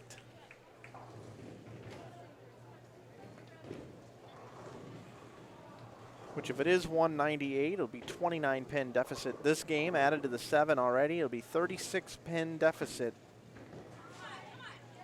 for Vanderbilt.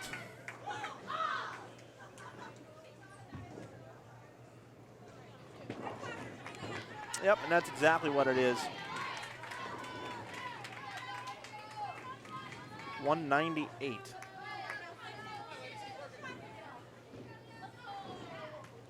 .36 pin lead for Stephen F. Austin.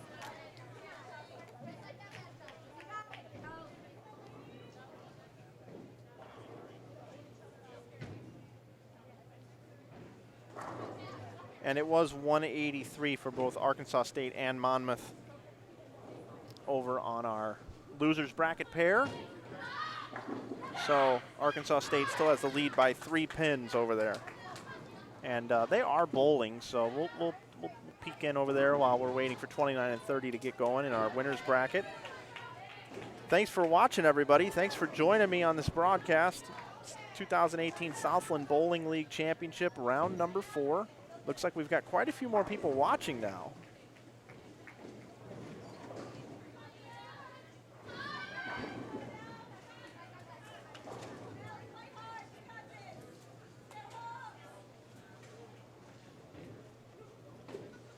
We've had a traditional team game already where Monmouth defeated Arkansas State and Stephen F. Austin defeated Vanderbilt. Now we are in the Baker portion in game number 3 of 5, total pinfall. If Monmouth wins this one, there will be no more play for Arkansas State or Monmouth. And if Stephen F. Austin wins, there will be no more play for Vanderbilt or Stephen F. Austin because they will be swept 2-0. However, if there is a victory in this Baker total pinfall by Vanderbilt or Arkansas State, we will have extended streaming bonus play for you, which will be 7 games of Baker. First team to beat the other team heads up in Baker matches 4 times. And it could go 7 games.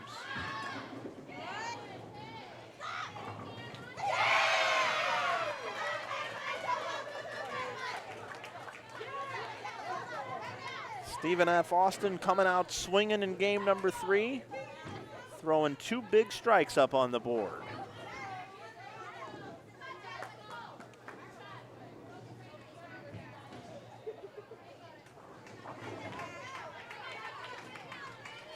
That shot there just shows you that if you do miss right, how flat this oil pattern is. It's got no chance of coming back. Dakota goes high. We haven't seen her do that in quite a while. The junior from Capron, Illinois, Dakota Hazelwood.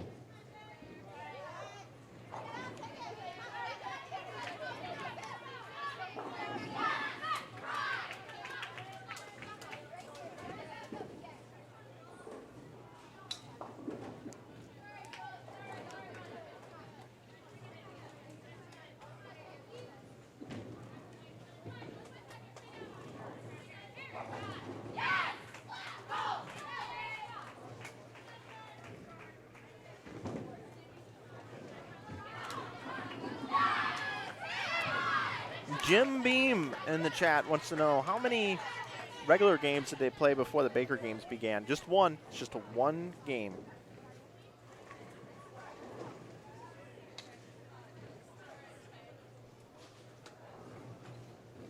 Five players bowled 1 game in a traditional team format, and 5 bowlers bowl 5 games in the Baker. It's the same amount of frames.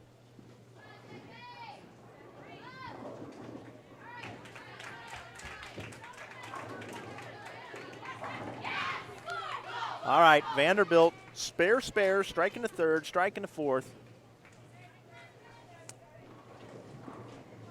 Got a chance for a triple here in the 5th. Stephen F. Austin starts with the double, has the open, and now 9 spare.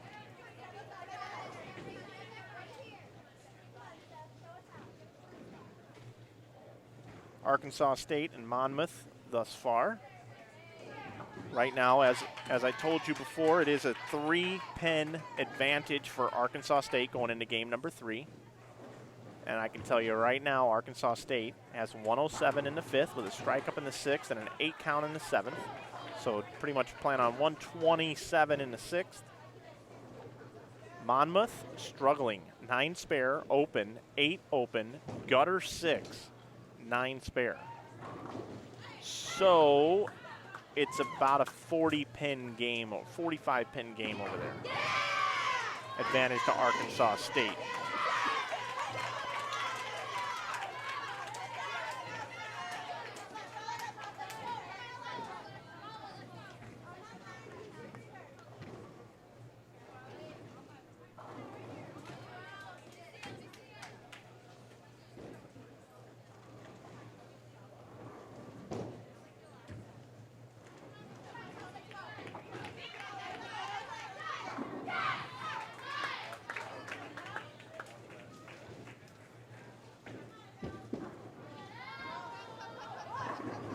Kristen Clawberry, that 8-pin.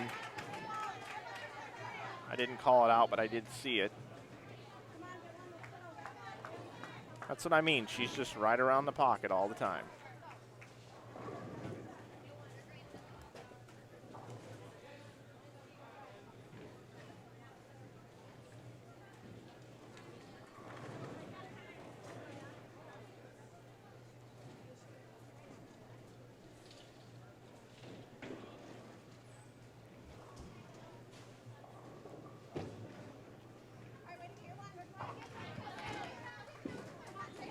All right, Stephen F. Austin now with a little chink in the armor here. 100 in the 6th. They've got 2 opens through 6 frames. Oh, I like that shot right there, and it comes in for a 7-10. That ball was right on line. I'd take that shot every day and twice on Sunday. Can't believe that shot 7-10. Looked good to me. Maybe a little firm, I guess. Might have missed it a little at the bottom, but you got to keep putting it there.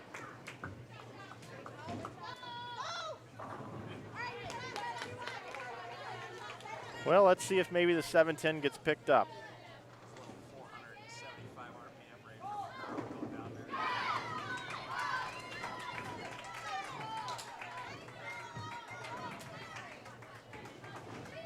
Oh, gave it a run. Almost looks like the ball's going to go over there and take it out. Take you over here to look at Arkansas State and Monmouth.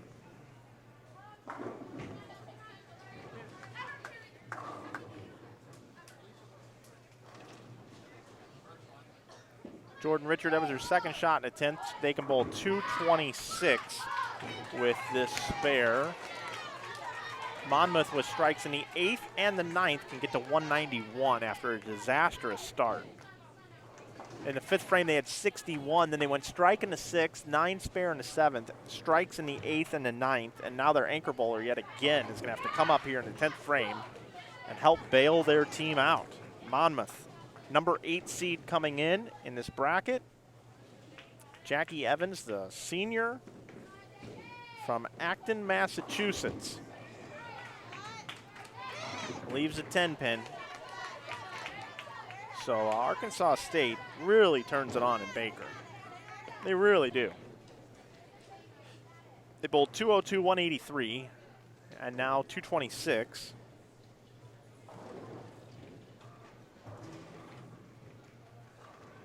And Monmouth can only bowl 170 this game with a spare strike.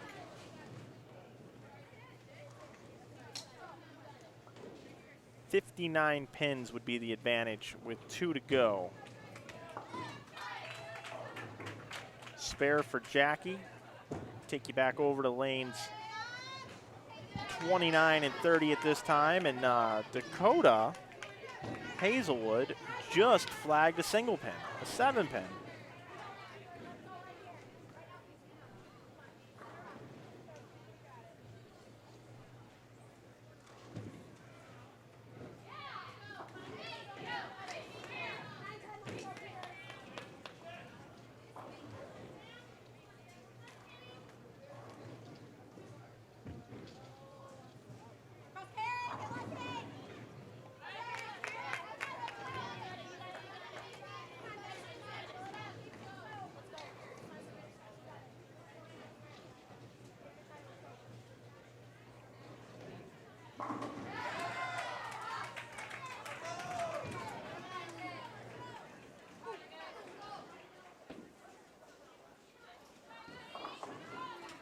170 for Monmouth. So that's 59 pin advantage for Arkansas State with 2 to play. Meanwhile, over here in Stephen F. Austin and Vanderbilt, who we've been watching on our screens, we also have an advantage of 36 pins for Stephen F. Austin coming into this game, but it looks like most of that's going to be wiped away by Vanderbilt. Should be pretty even Steven here, 29 and 30 with 2 to go.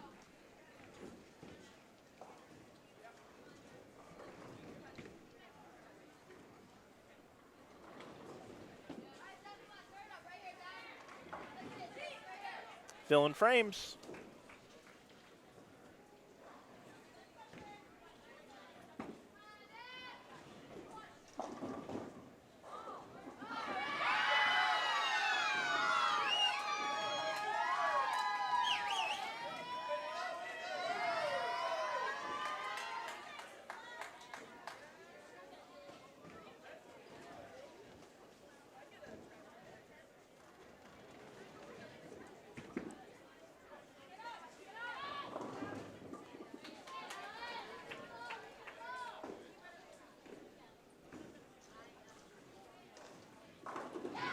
Kristen Qua back on the strike train after the solid 8.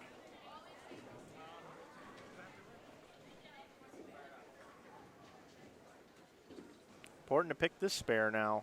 When it rains, it pours, and an open frame for Stephen F. Austin.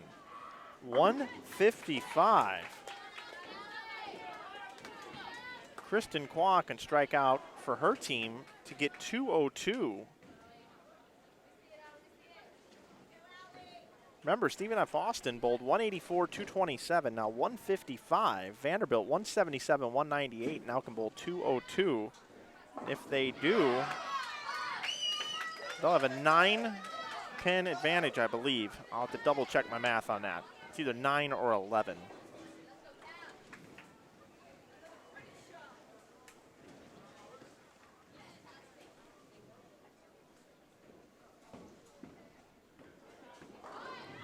Looks good to me. Oh, solid 10. So possible 192 now for Vanderbilt. This thing's going to be pretty much all square, as I said. Arkansas State has a 59-pin lead over Monmouth. Monmouth opened up this game with double, and now just a solid 8 for them over on 21 and 22. Arkansas State, 7 spare and a 9 count. 4 teams left here in the Southland Bowling League. Winners bracket, losers bracket. You're watching the winners bracket here on 29 and 30. Vanderbilt, Stephen F. Austin. And the spare for Kristen Qua, 192 it is. So that's a difference of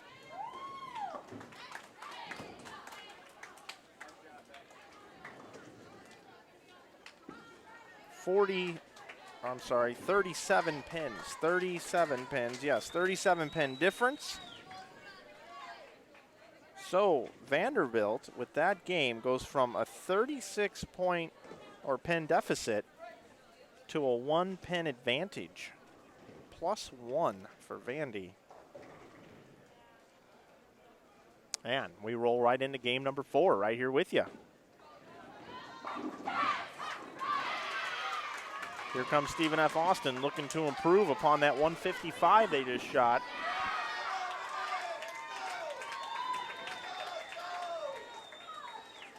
But just because I just got it, there's a lot of noise being made over here in this 59-pin Arkansas State lead over Monmouth.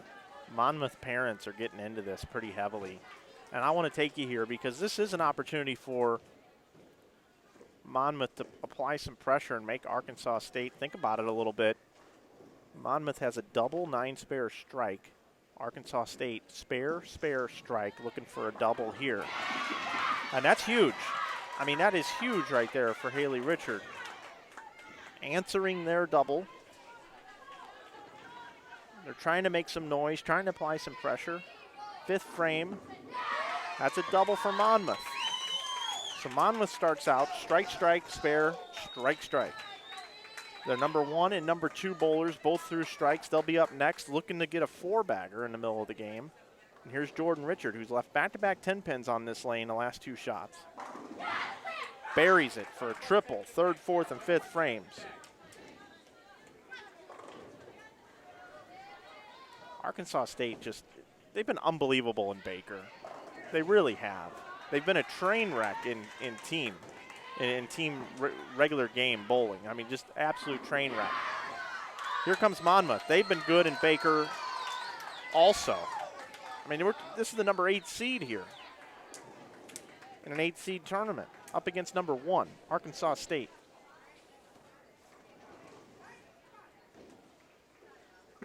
Both teams can max for 279. 2-8-10.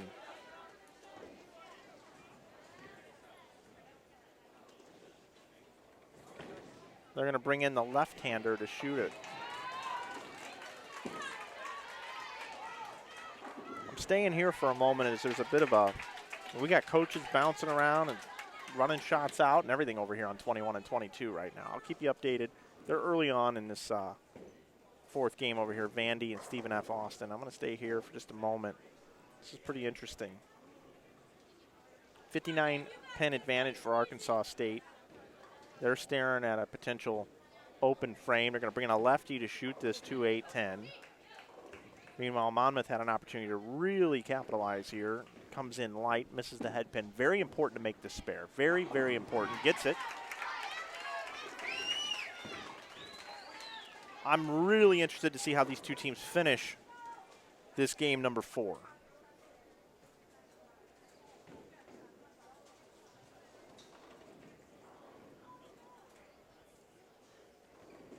Arkansas State is going to make the national championship. They're a shoo-in to be selected by the selection committee. Completely missed any pins at all, coming in cold off the bench. But Monmouth, on the other hand, is not going to be selected on the selection show. They will not be selected, so they are bowling to try to get in to the national championships. 8 teams will go, an automatic bid to the champion of the Southland Bowling League Championship here this weekend. If you're a fan of this bowling league and you know Arkansas State's already going to make it, and you know Vandy's going to make it, Stephen F. Austin, a bubble team, Sam Houston State, a bubble team, but why not just have a team like Monmouth win this thing and get in, win this baby? Cinderella story.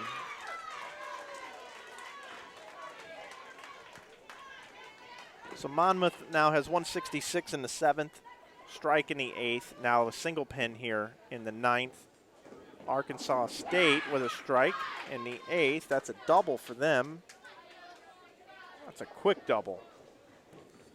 Arkansas State can still bowl 240, and Monmouth can max out for 236 with the Richard sisters up in the 9th and 10th frames for Arkansas State.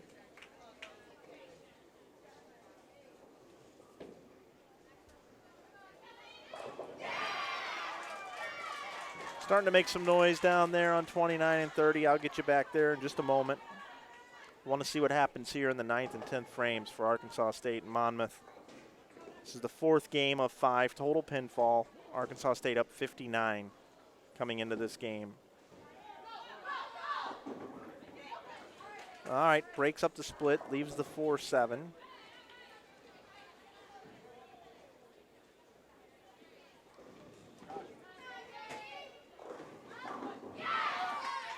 All right.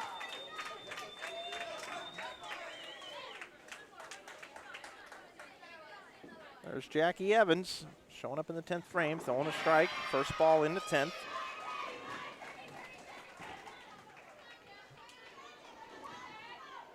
Can max out for 236.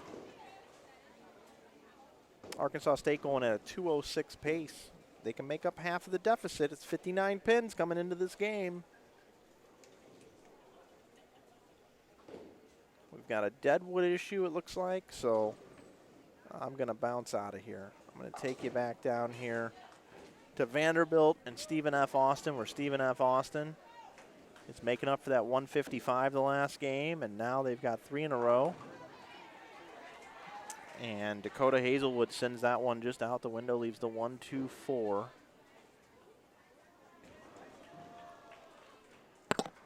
Excuse me. That was my pen hitting the microphone.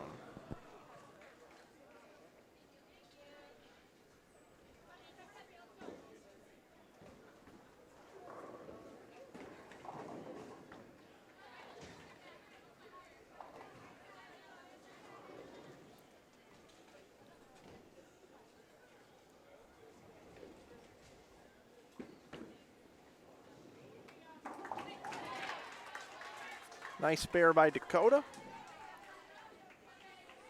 Possible 245 now for Stephen F. Austin. Vanderbilt just kind of filling frames right now. Double in the 10th frame for Monmouth. They're going to be at 236. Jordan Richards up in the 10th frame. Yep, comes in light. So possible 206 for Arkansas State, 236. Yeah, they can make up half of the deficit, 59 pins.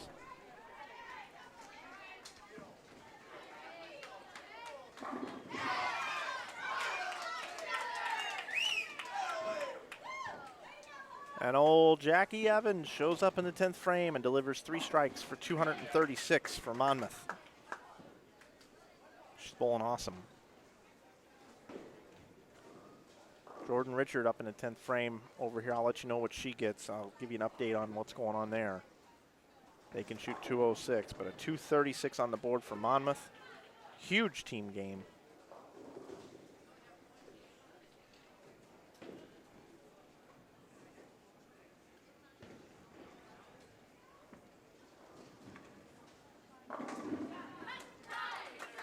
.206 for Arkansas State. So, Arkansas State now only up 29 pins with a game to go. Up 29 pins.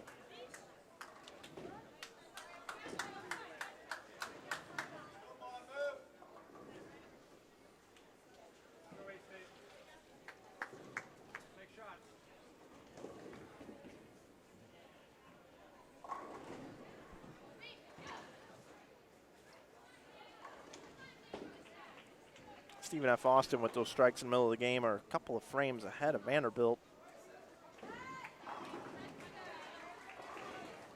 A flat 10.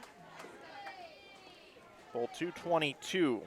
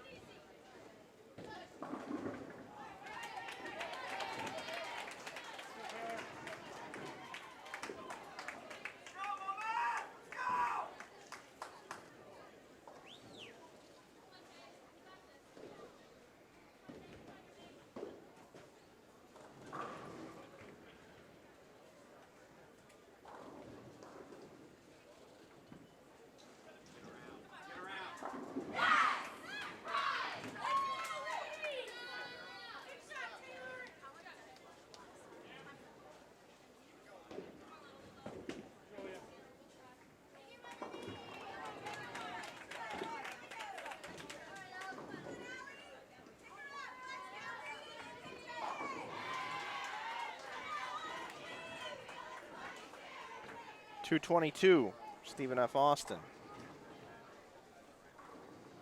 Vanderbilt can get to .201.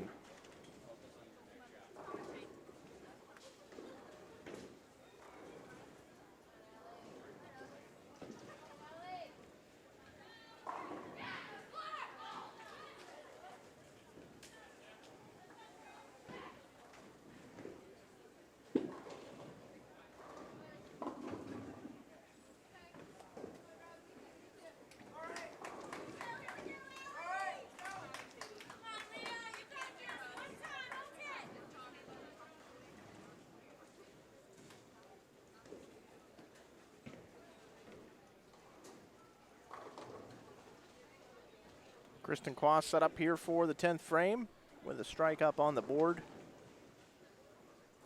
Would be nice to at least get the first one here, considering it was pretty much a dead even match coming in. Vanderbilt with just a 1-pin advantage. Pretty good. Nope, she didn't like it. No, it hooked off the spot.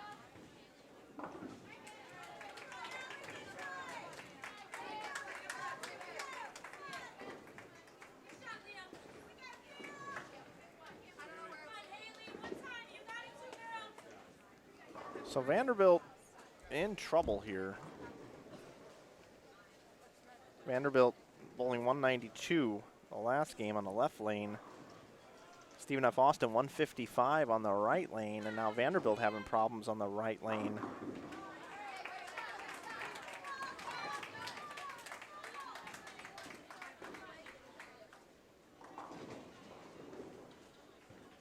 She gets count.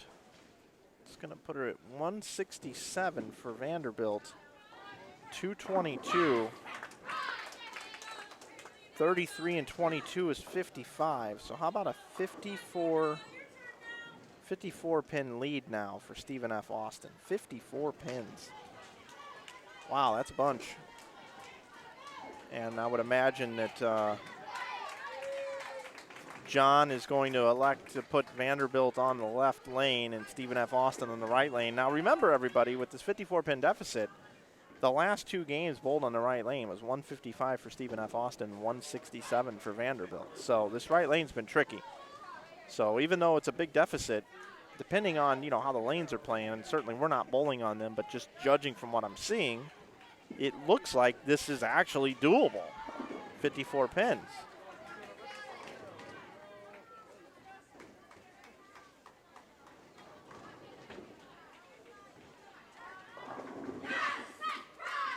Monmouth and Arkansas State well underway in their final game. Arkansas State 29-pin lead.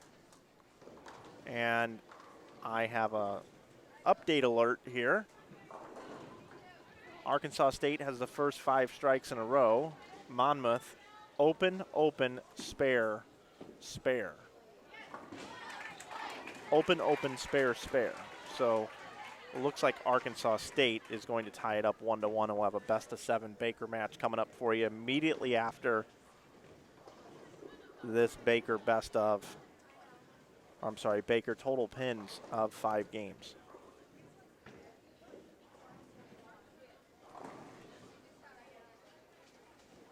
If Arkansas State continues to string strikes over there, I will eventually take you there for the potential of a Baker 300 game.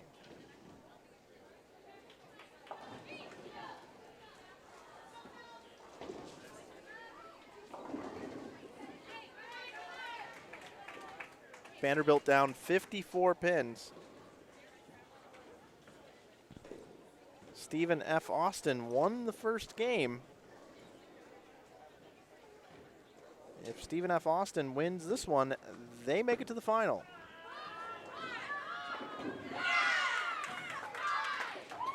Arkansas State has the first 6 strikes in a row.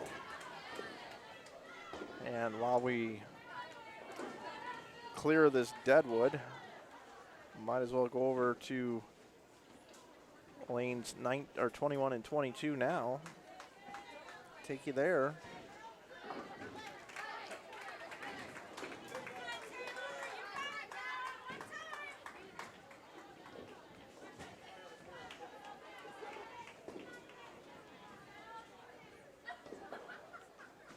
Front 6 for Arkansas State. Can they make it 7?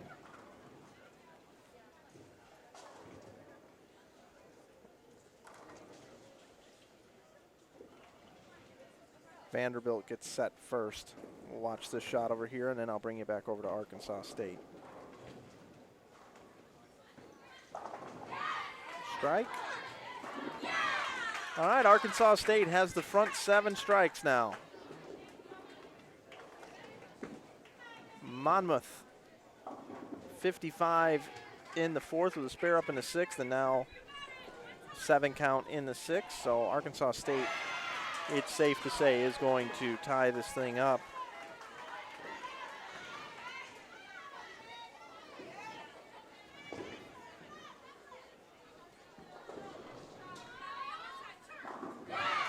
Front 8 for Arkansas State. Haley and Jordan Richard to finish this thing out. Over here on lanes 21 and 22 in the 5th game of Total Pinfall Baker.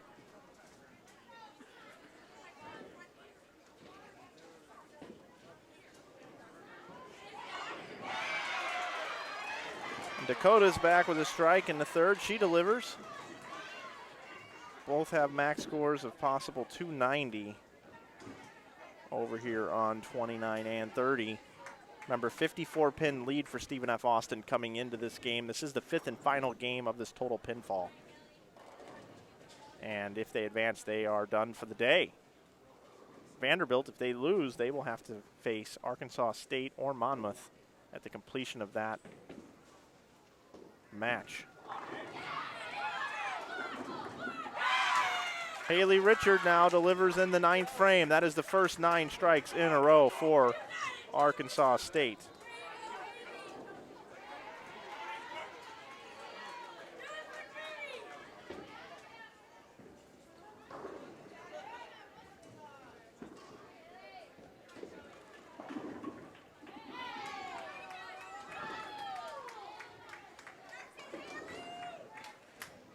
Front 9 looking for the front 10.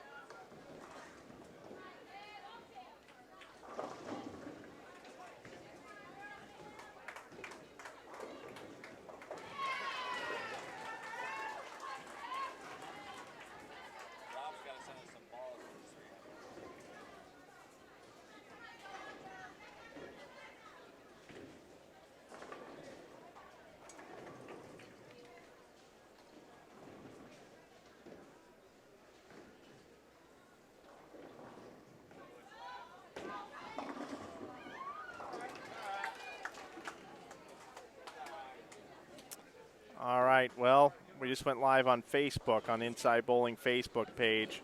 Arkansas State had the front 10, and looks like possible 287.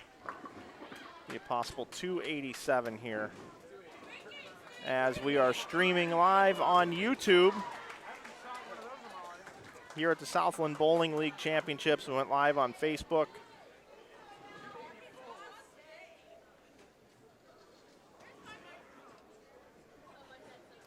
288 for Arkansas State. You can continue watching the bowling here on YouTube as I'm live on Facebook.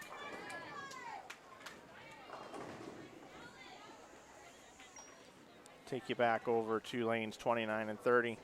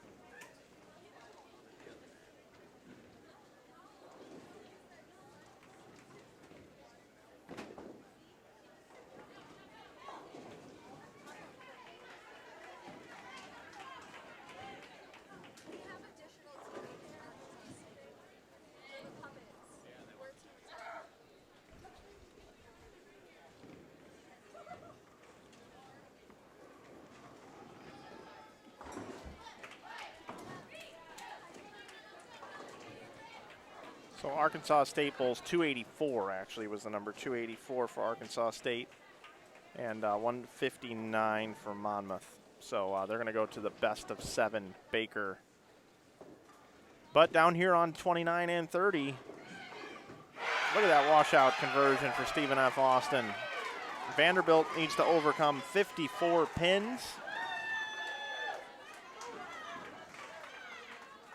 They can bowl 258. So Vanderbilt's going to need probably a 4 or 5 bagger to have a chance.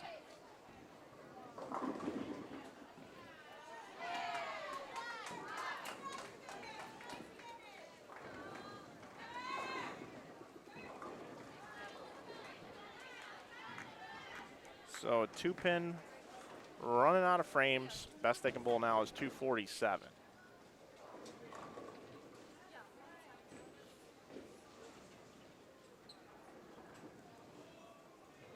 Stephen F. Austin can still bowl 244.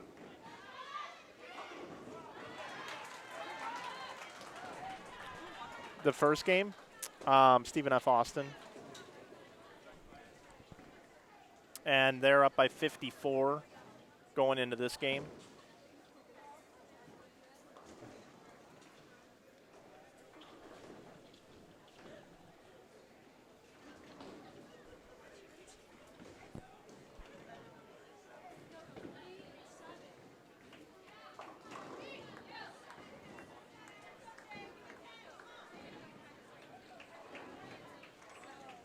Jordan Richard was asking what was going on in the other match over there. I was letting her know. They're getting ready to partake in best of 7 Baker against Monmouth.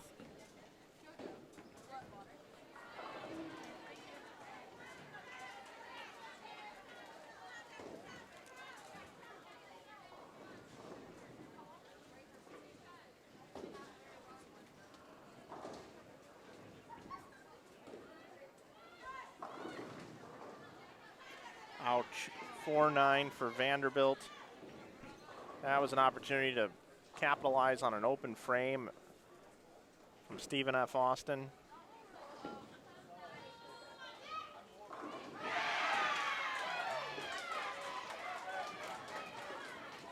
There's Dakota again with another strike in the 8th. Remember, Stephen F. Austin, they want to win this tournament so they can be guaranteed a spot in the national tournament. They are a bubble team, and if they win, they get an automatic berth.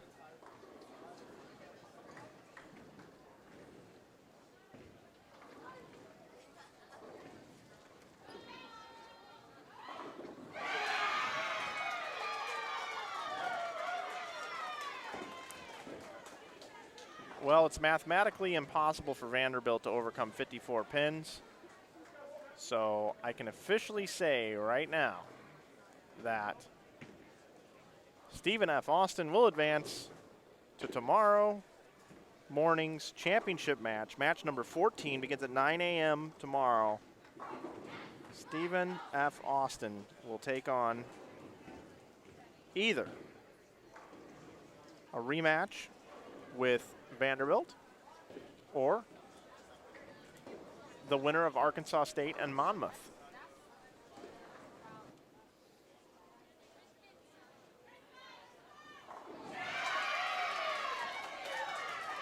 Stephanie Schwartz in the 10th frame, throws a strike, makes it a triple. They can bowl 222.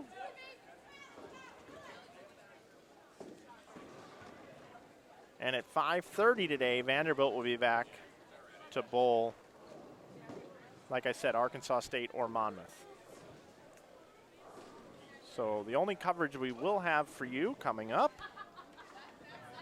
is Arkansas State versus Monmouth in the best of 7 Baker. And I see you guys in the chat. We got some Stephen F. Austin fans here in the chat. Really glad you're here with us. I know that trying to cover a couple of pairs, I couldn't keep it on this pair the entire time, and I know you're used to seeing that on your streams with your college streaming iPads and whatnot, but trying to cover a little bit of everything. We did have a front 10 situation going on over here, so try to cover it and call it like I see it, but hopefully you enjoyed the coverage the last couple of days with Stephen F. Austin, and tomorrow during the championship match, it will be the uninterrupted only match that we'll have on. We wish Stephen F. Austin the best of luck and a nice dinner tonight, as they don't have anything else left to do before bowling for the championship here at the 2018 Southland Bowling League Championship. Congratulations to Stephen F. Austin.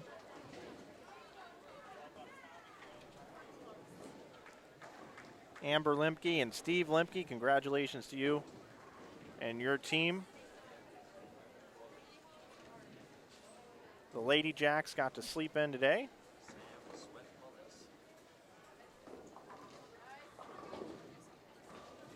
And if you're a Sam Houston fan, Stephen F. Austin bowling for the title here could potentially rob a spot from the national championships. With an automatic berth here, Stephen F. Austin has a chance to get in.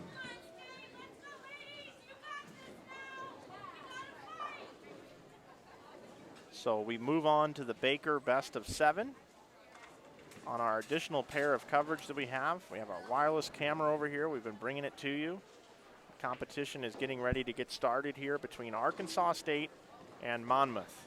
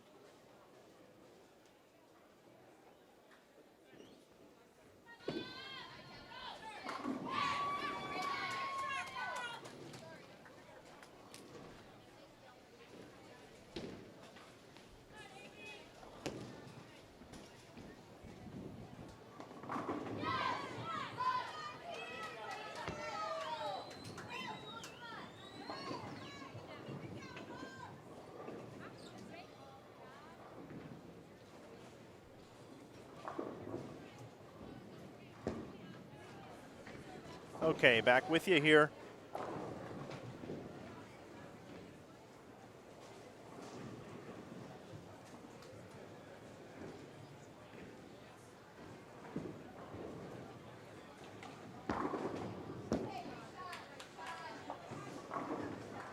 If you're just joining us, it was Stephen F. Austin defeating Vanderbilt in the winner's bracket. Stephen F. Austin will bowl for the title tomorrow morning at 9 a.m. You are now watching game number 1 of a 7-game best of 7. First team to win 4 games head-to-head here in Baker. I do not have scoreboards for you, so I'm going to have to call it out as I see it. And we are watching here in the 4th and 5th frames of game number 1. Arkansas State opened up with spare, double. And for Monmouth, open, double, single pin miss for an open. So remember, this is head-to-head competition.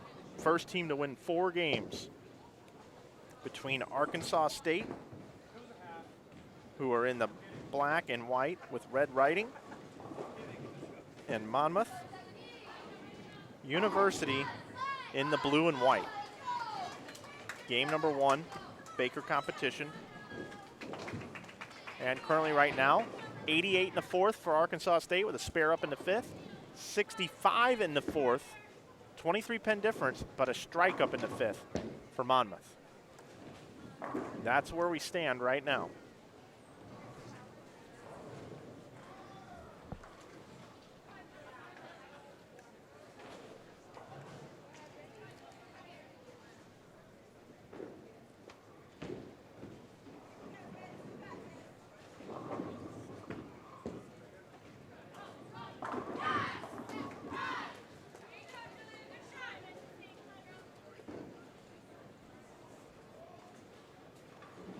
Strike for Julia Huron, a sophomore from Westland, Michigan.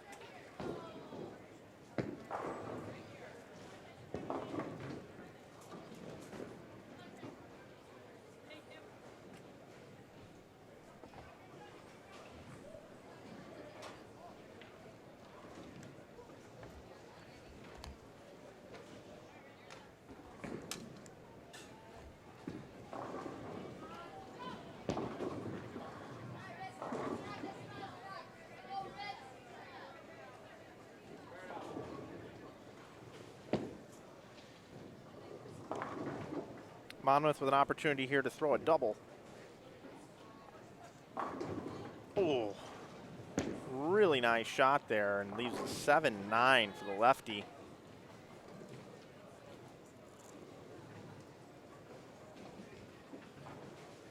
Seven nines and 8-10s just aren't fair.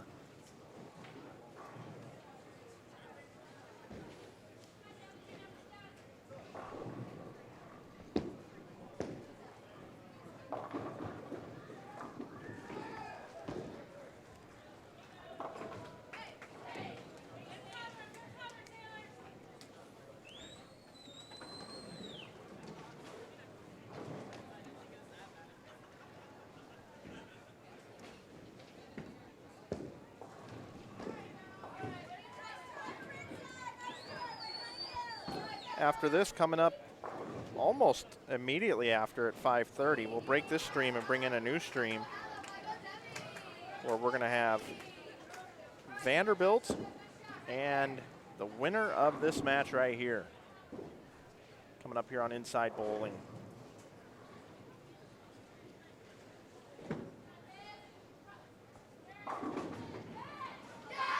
Crossover strike, 93 in the 6th for Monmouth. 128 in the 6th for Arkansas State, with a spare up in the 7th and now possible for a spare in the 8th. Arkansas State can max out 227. Monmouth 213. 213. Monmouth up right now in the 8th frame, working on a strike.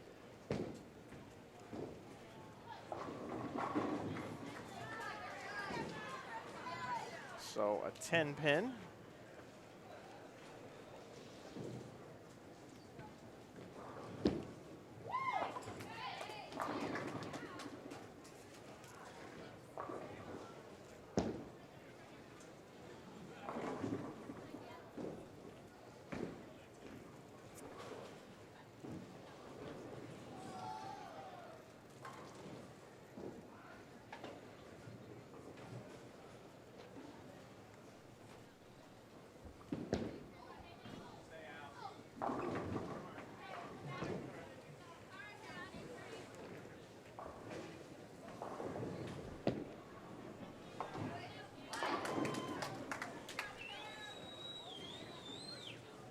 So now a max score for Monmouth, 193. With a spare here, Arkansas State will just need a mark in the 10th frame. Any mark in the 10th frame to shut out Monmouth. Without a spare here, it gets interesting.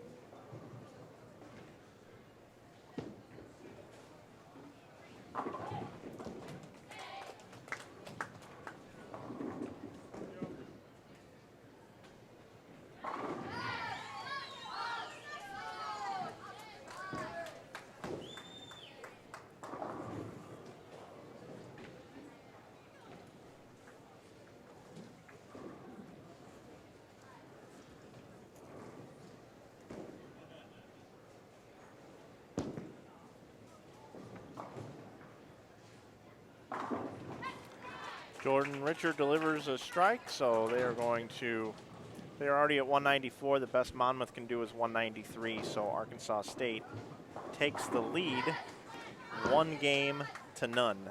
1 game to none.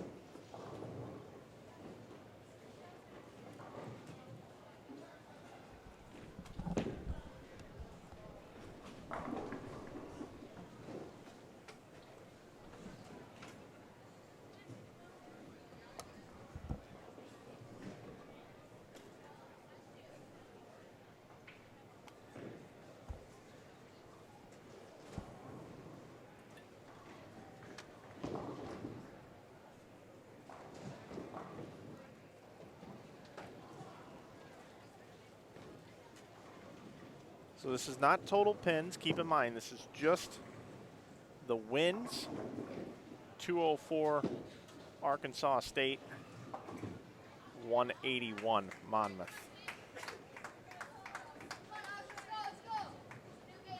One nothing Arkansas State. And they've, like I said earlier, they've bowled phenomenal in Baker. They've just been lights out in Baker.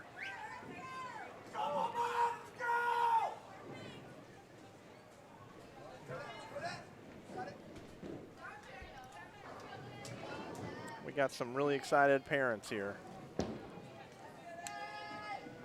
The Monmouth faithful are the loudest here.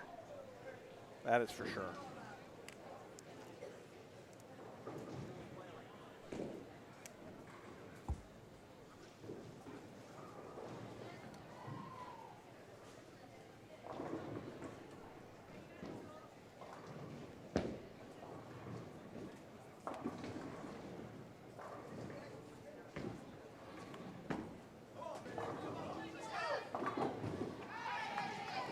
All right, first frame of the second game here.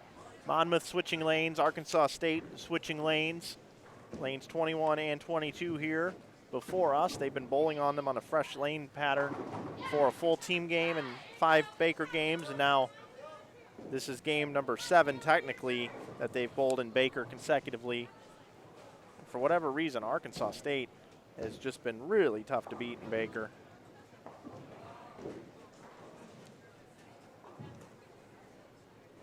Remember, Monmouth won the team game, the traditional team game, and now in Baker,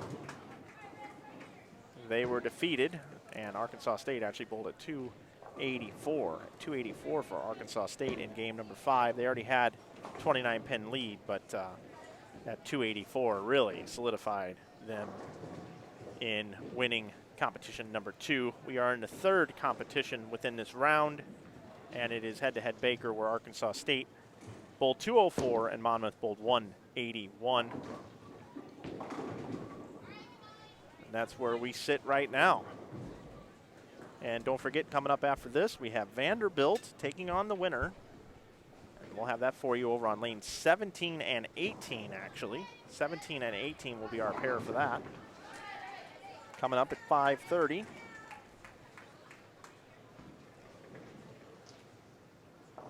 Second frame of this game, strike, 9 count for Arkansas State, 8 spare, 8 count for Monmouth.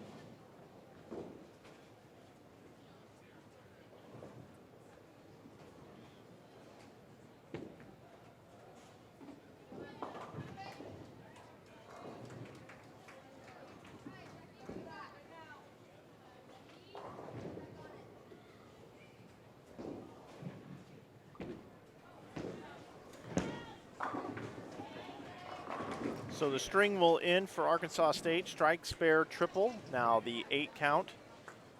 And Monmouth has 66 in the 4th. Currently down 32 pins in this game, already down 1-0 in this match.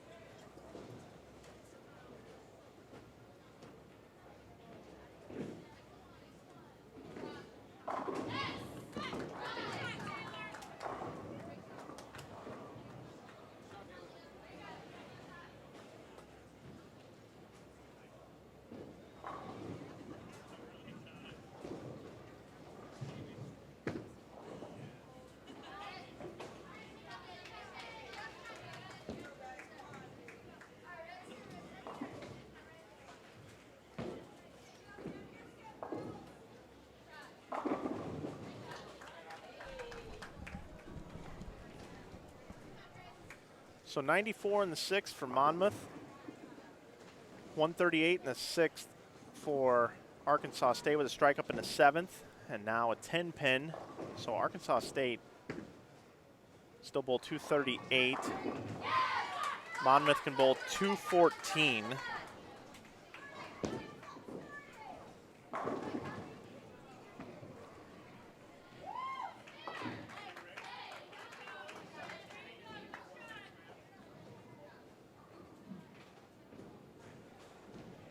Have some questions here in the chat.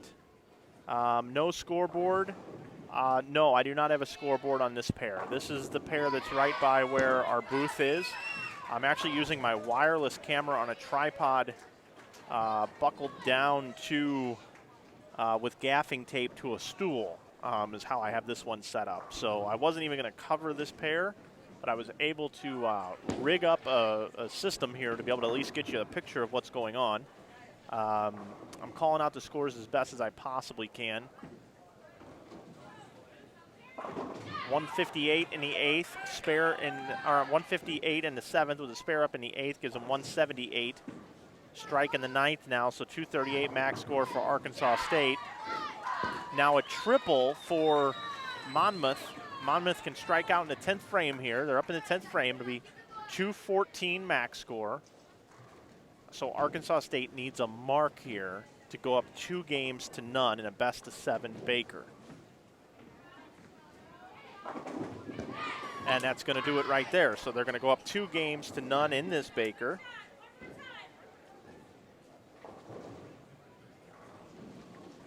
And that's with Monmouth bowling 181 the first game and could strike out for 214.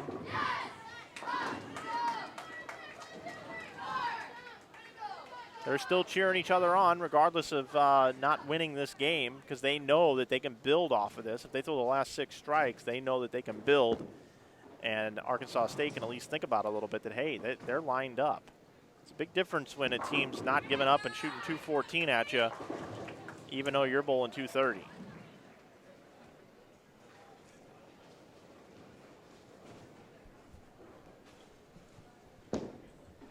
Maybe Arkansas State just wanted to bowl a bunch this weekend.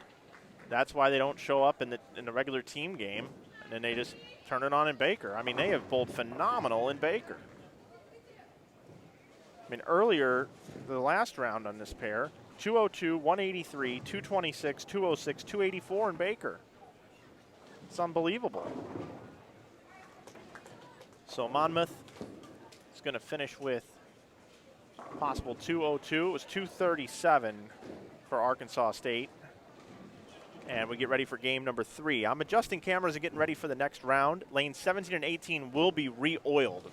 It is the practice pair right now, but it's the pair that we'll be using for the next round match. I'm moving cameras there in between calling the action, everyone. So glad you're watching. Looking forward to seeing who advances to take on Vanderbilt. Coming up here at 5:30. It's 4:30 here Central Time. You're watching NCAA Collegiate Women's Bowling 2018 Southland Bowling League Championship here on Inside Bowling.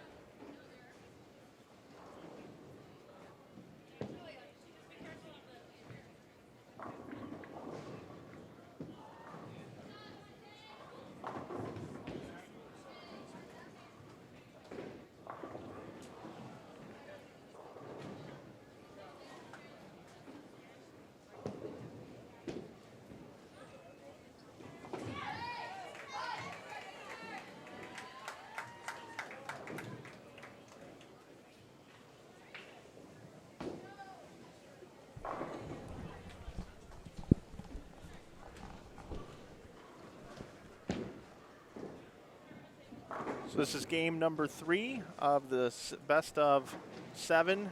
First one to win 4 competition here. We got a 7-10 attempt. Gets the count for Arkansas State. Strike 8-1. Monmouth has a spare up in the second frame.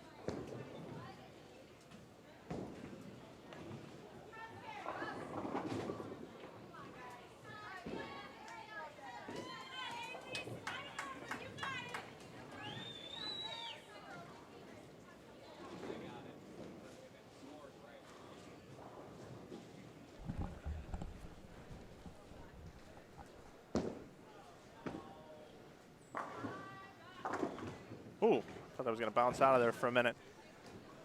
So here we go. I'll call it out. Arkansas State 56 now in the 4th on that open. Monmouth staring at this 5-6. Just gets count. Going to be 36 in the 3rd. So with a spare up, if they can get a spare or a strike in the 4th, it'll be dead even. Dead even here, 56 in the 4th. Arkansas State with a 2-0 lead currently in this best of 7.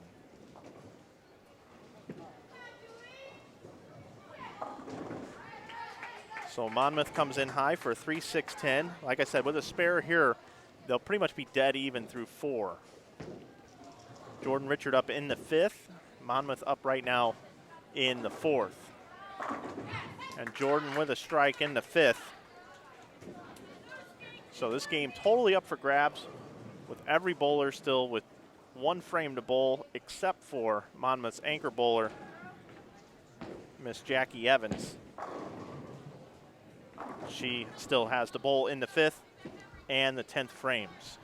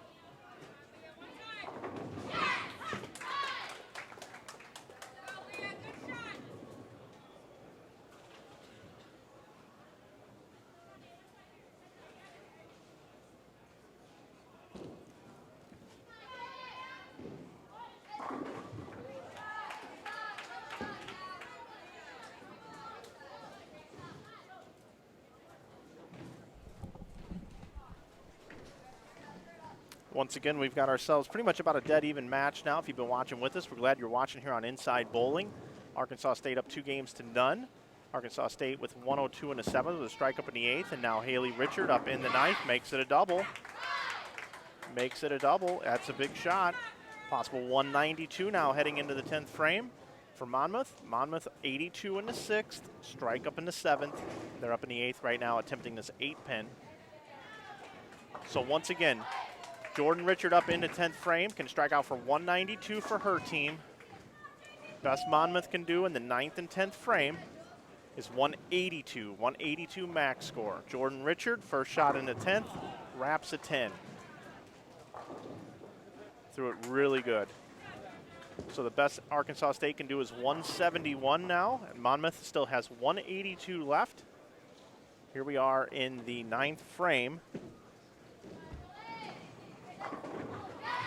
And a strike for Julie Bianco. She's a senior from Holtwood, Pennsylvania. Throws the strike, and now here is the bowler that I've been super impressed with for Monmouth. Their anchor bowler, Jackie Evans, a senior from Acton, Massachusetts, can now step up in the 10th frame. And she needs to throw the first strike for sure. First strike here, 9 spare would be 171. And that's what Jordan Richard can get a strike here for, would be 171. But to no avail, she throws it right in the pocket, makes a great shot, leaves a 9-pin. So Arkansas State continues to roll in Baker. They're going to take a 3-0 lead, a commanding lead over Monmouth. Monmouth's going to have to win 4 consecutive games in a row now if they are going to make it into the next round against Vanderbilt. Vanderbilt will get the winner of this match right here. So 170 now for Arkansas State. And with that spare, the best Monmouth can do is 162. Arkansas State up 3-0. We'll have game number 4 here for you in just a moment.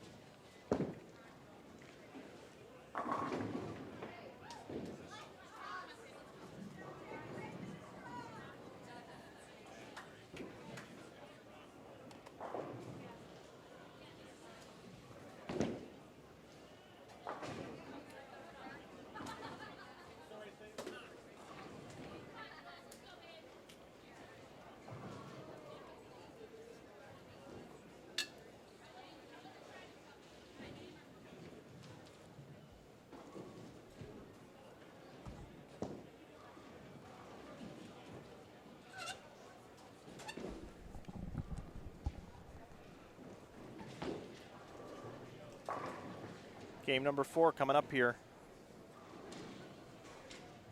I just can't get over how well Arkansas State has done in Baker and how bad they've done in traditional team.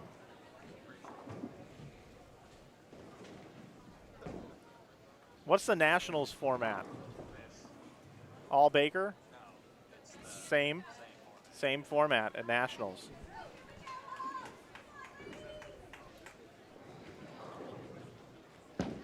I think they just want to get their reps in. That's what I said earlier. They just want to get a bunch of reps in.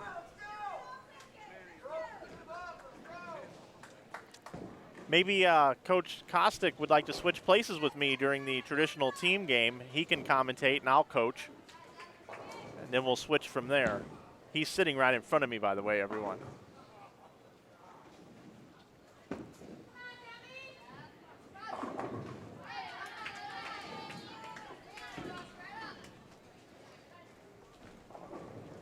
So here we are, 4th game.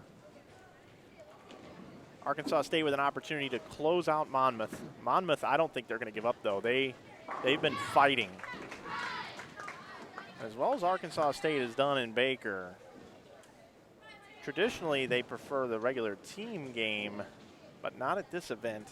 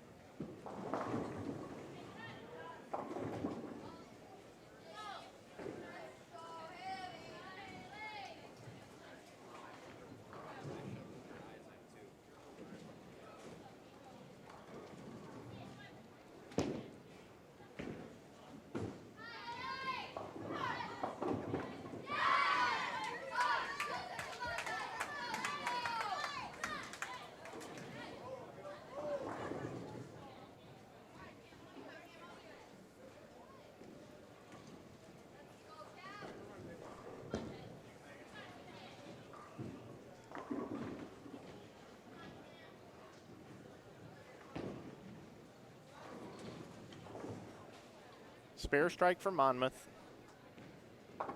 Strike.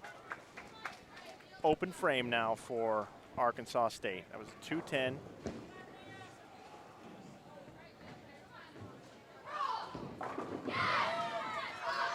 Monmouth spare, strike, strike now.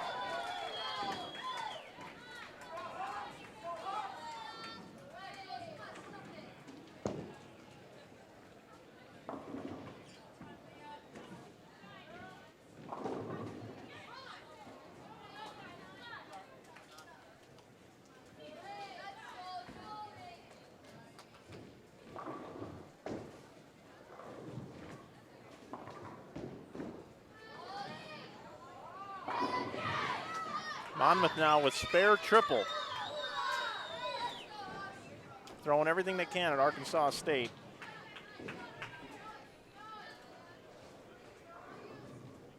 If you're a poker player, currently right now Arkansas State has pocket aces. And Monmouth has 3-4 offsuit. Here comes the flop.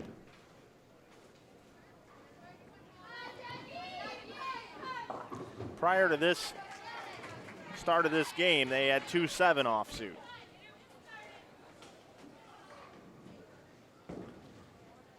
But you got to play the cards and you got to play the game.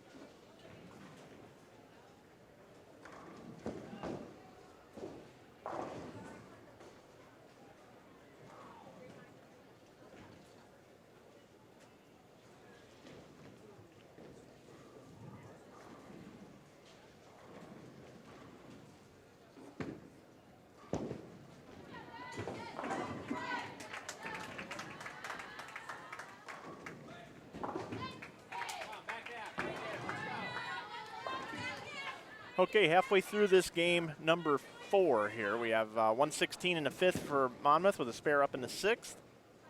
In the 5th frame for Arkansas State currently, we have a spare with 64 in the 4th, so I'll be able to call out the 5th frame score here right after this shot.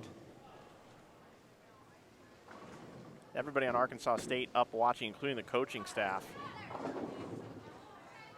Really wanted that one to shake out of there. So 84 in the 5th for Arkansas State with a potential spare up in the 6th here. 116 in the 5th for Monmouth with a spare up in the 6th. So that, to me, is 32-pin lead this game for Monmouth, and Monmouth comes in high for a spare. So if Arkansas State wants to close this out for zip, they're going to need to throw a lot of strikes. I saw that off her hand and didn't look good. Right now, it looks like Monmouth is going to get a game here and close the gap from 3-0 to 3-1. Still 4 frames to go, but right now not looking very good for Arkansas State. Monmouth filling frames.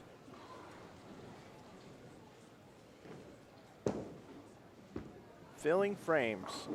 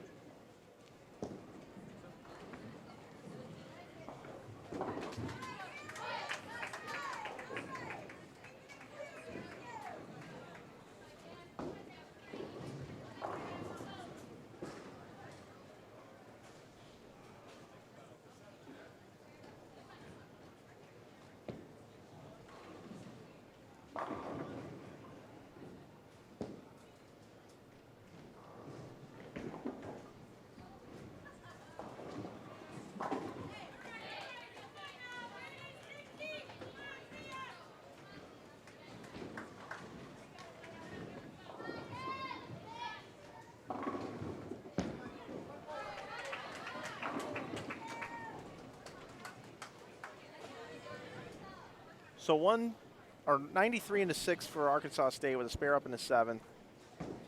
134 in the 6th with a spare up in the 7th, and now a 9 count in the 8th for Monmouth. Arkansas State can strike out for 203. Monmouth going at a 213 pace. But Arkansas State does get the strike here in the 8th, and we'll see if the Richard sisters can go up and throw a 4-bagger here between the 9th and 10th frame. Puts them at 203, and that would force Monmouth to pretty much mark out. And now they miss a single pin. So 162 in the 8th. They have a possible 222 left, possible 203 Arkansas State. Both teams up in the 9th frame. Looks like Arkansas State will, I think, go first. Well, they should go first, but maybe they won't. Something's going on with a bowling ball, it looks like. Haley Richard is now on the approach. She is going to go after it here. Strike up in the 8th. Really, max score is really what we're concerned about here. 203 possible. You got to have the strike here, though, to get there. There it is. There it is. So a double now in the 8th and 9th frames. You can still get to 203. And Monmouth not with a strike in the 9th. Going at a 202 pace.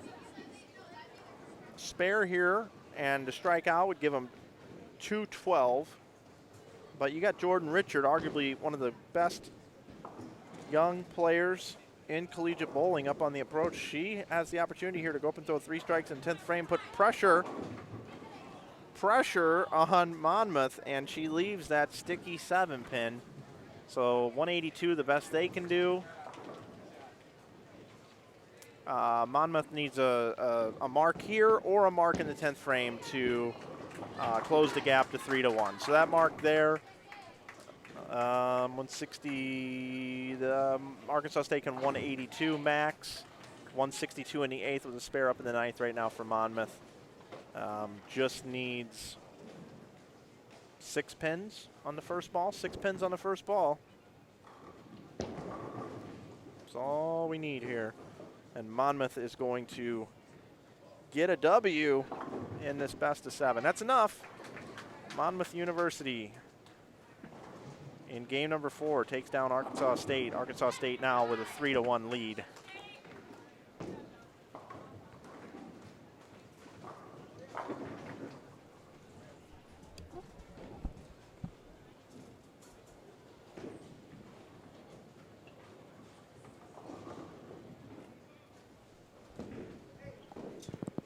.182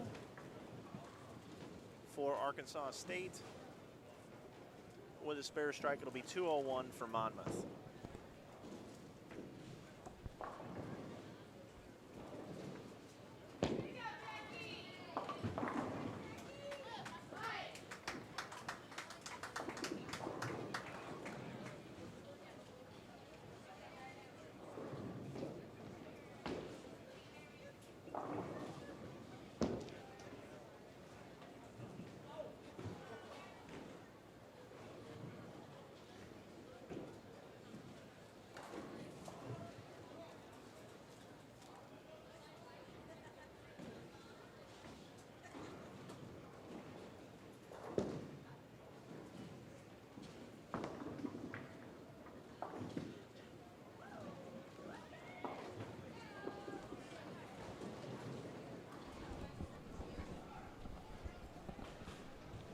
So 4 count, kind of weird. 195 for Monmouth. We will have a game 5 here, folks. If you are just joining us for the first time all weekend, I'm going to recap. Yesterday morning, we had 8 teams here in the Southland Bowling League, the championship here. With what's on the line is a berth into the NCAA Collegiate Women's National Championship to be held in St. Louis next month. We have 8 teams in a double elimination bracket, and they were seeded as such.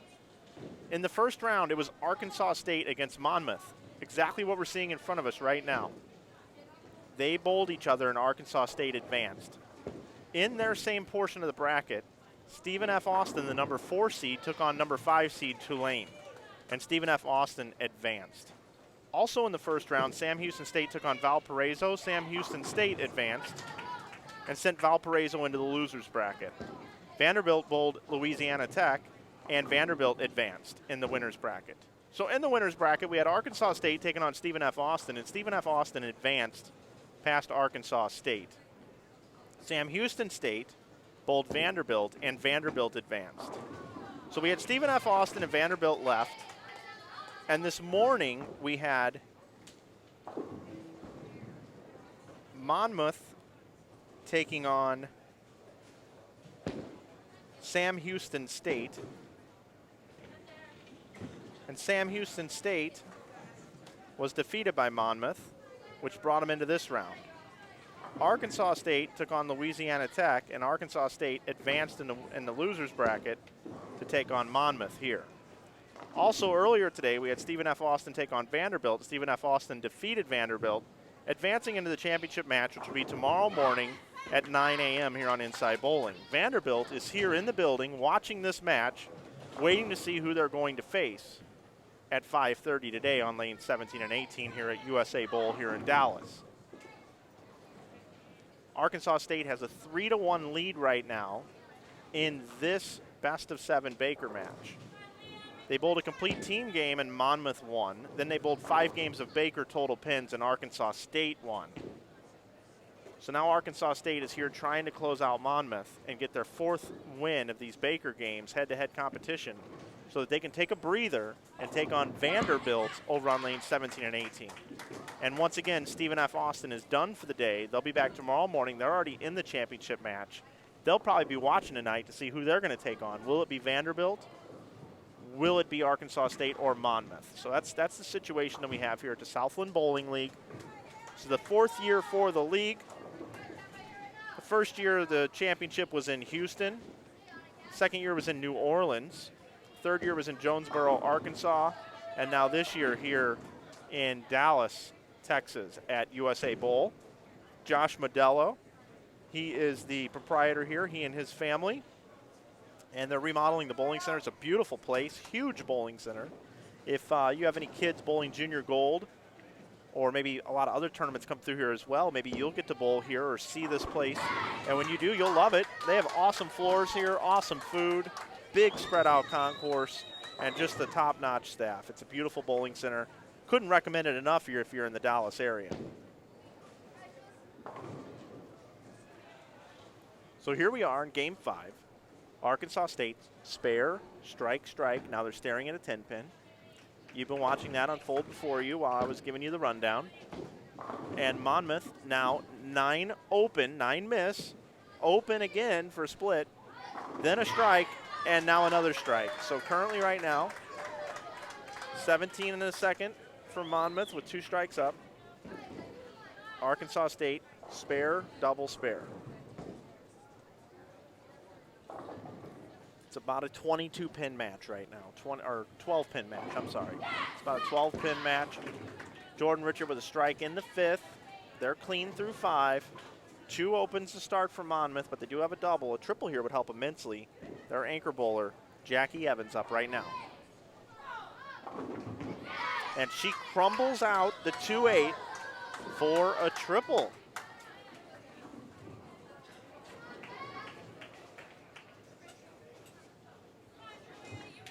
So if both teams were to strike out, it would be 257 for Monmouth, 269 for Arkansas State. 12 pins is the difference in the match right now. Arkansas State up, looking for 2 in a row. And they get it. That's a double. That's a big double. Monmouth, the southpaw up. Let's see. It looks good. It looks good. Oh, and she wraps a 7-pin. That was a really good shot. Right on line. She stayed down through the shot. That's exactly what you want to do when you're trying to make a shot for your team. Unfortunate break to leave the 7-pin.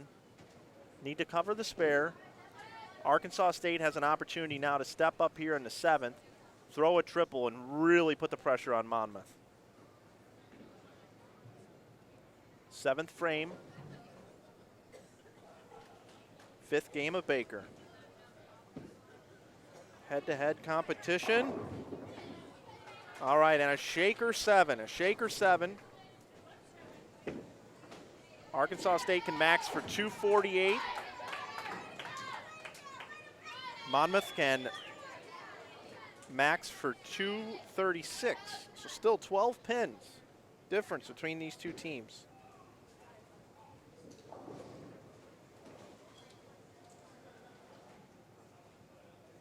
If you're not subscribed to the Inside Bowling YouTube channel, please do so. You hit that button down below. You can also hit the bell. The bell will let you know every time we go live. If you have the YouTube app, that's the best way to follow us. We have kind of a sporadic schedule, so no consistency to our stream, so it's always best to subscribe. Also, we provide free coverage for you. It's free to subscribe, and it's one of the few things we ask for you to do. If you want to go above and beyond, head over to the InsideBowling.com website and look at the t-shirts we have available. 15% off with coupon code YouTube to save 15% off the merch over there on InsideBowling.com. So now things getting interesting with Monmouth now with a strike in the 7th. They can max for 236. Possible 248 for Arkansas State. And this Leah Glazer bowling in the 3-hole delivers the strike.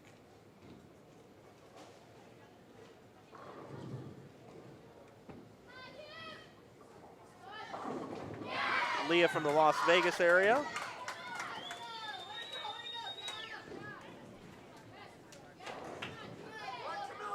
Henderson, Nevada, to be exact.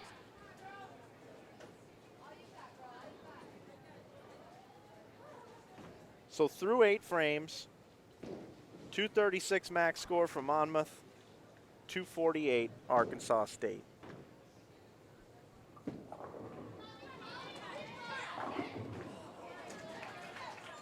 Can't throw it much better than that.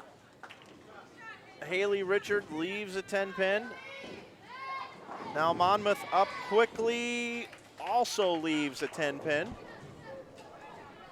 215 max score now for Monmouth. 228 max score for Arkansas State. Arkansas State looking to close them out here, barring some sort of disastrous split or unlucky break or just an errant shot from Jordan Richard. And Arkansas State should get this done right here. The way the scoreboard shakes out. Important to get the spare here by Haley Richard. Excellent spare shooter, and she's got it. You could tell off her hand that was going to hit the 10-pin dead in the center. Textbook. Hard and straight the spare with a spare ball. It's possible 228 now for Arkansas State. Monmouth has to have the spare, and they do. That's spare shooting at its best. You just saw from the setup bowlers on both teams. So we need a mark here. Arkansas State needs a mark, and with that strike right there, that should be plenty. Jordan Richard needs to get 8 pins and 2 balls to advance her team. And now it doesn't matter with that 10-pin there. But, hey, you got to hand it to Monmouth. They did a tremendous job out there as the number 8 seeds. Nobody expected them to be here this far. Coach Karen Greigel should be extremely happy with what her group has done, and those young ladies have absolutely nothing to be upset about. They took it to Arkansas State. They took it to Baker. They never gave up. They never shut down. They stole a game in game number 4, but in game number 5, Arkansas State was just too much, bowling a clean game. And we saw it earlier with Louisiana Tech. Louisiana Tech came out of the gate with a couple of 200 games at Arkansas State, and they said, here's 220, 220 right back at you. And look at this right here. We've got Monmouth right here, open, and they've come back to throw a bunch of strikes, fill a bunch of frames. They're going to be in the 200s, 204 max score, and just not enough for the 228 put up by Arkansas State. So it's going to be Arkansas State taking on Vanderbilt here at 5:30 Central Time. There may be a delay in starting the action. I'm not sure because this did run long here at the 2018 Southland Bowling League Championship.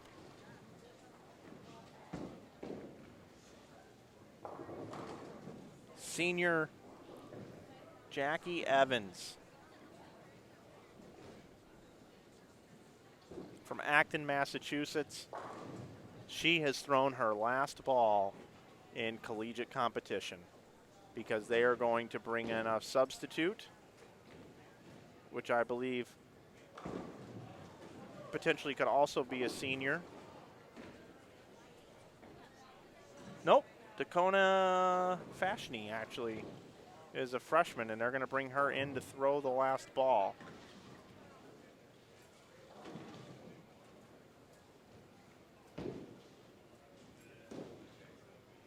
Not really sure 100% why here, but needless to say, they are going to give her an opportunity to throw a ball down the lane here on the live stream maybe. And the southpaw comes in light for the 7 count, 2:01 for Monmouth. And the congratulatory hands go into the middle, and that's going to do it for this round. You hear Rick Barbera, tournament official, on the mics right now. They will face the winner of tonight's match between Arkansas State and Vanderbilt.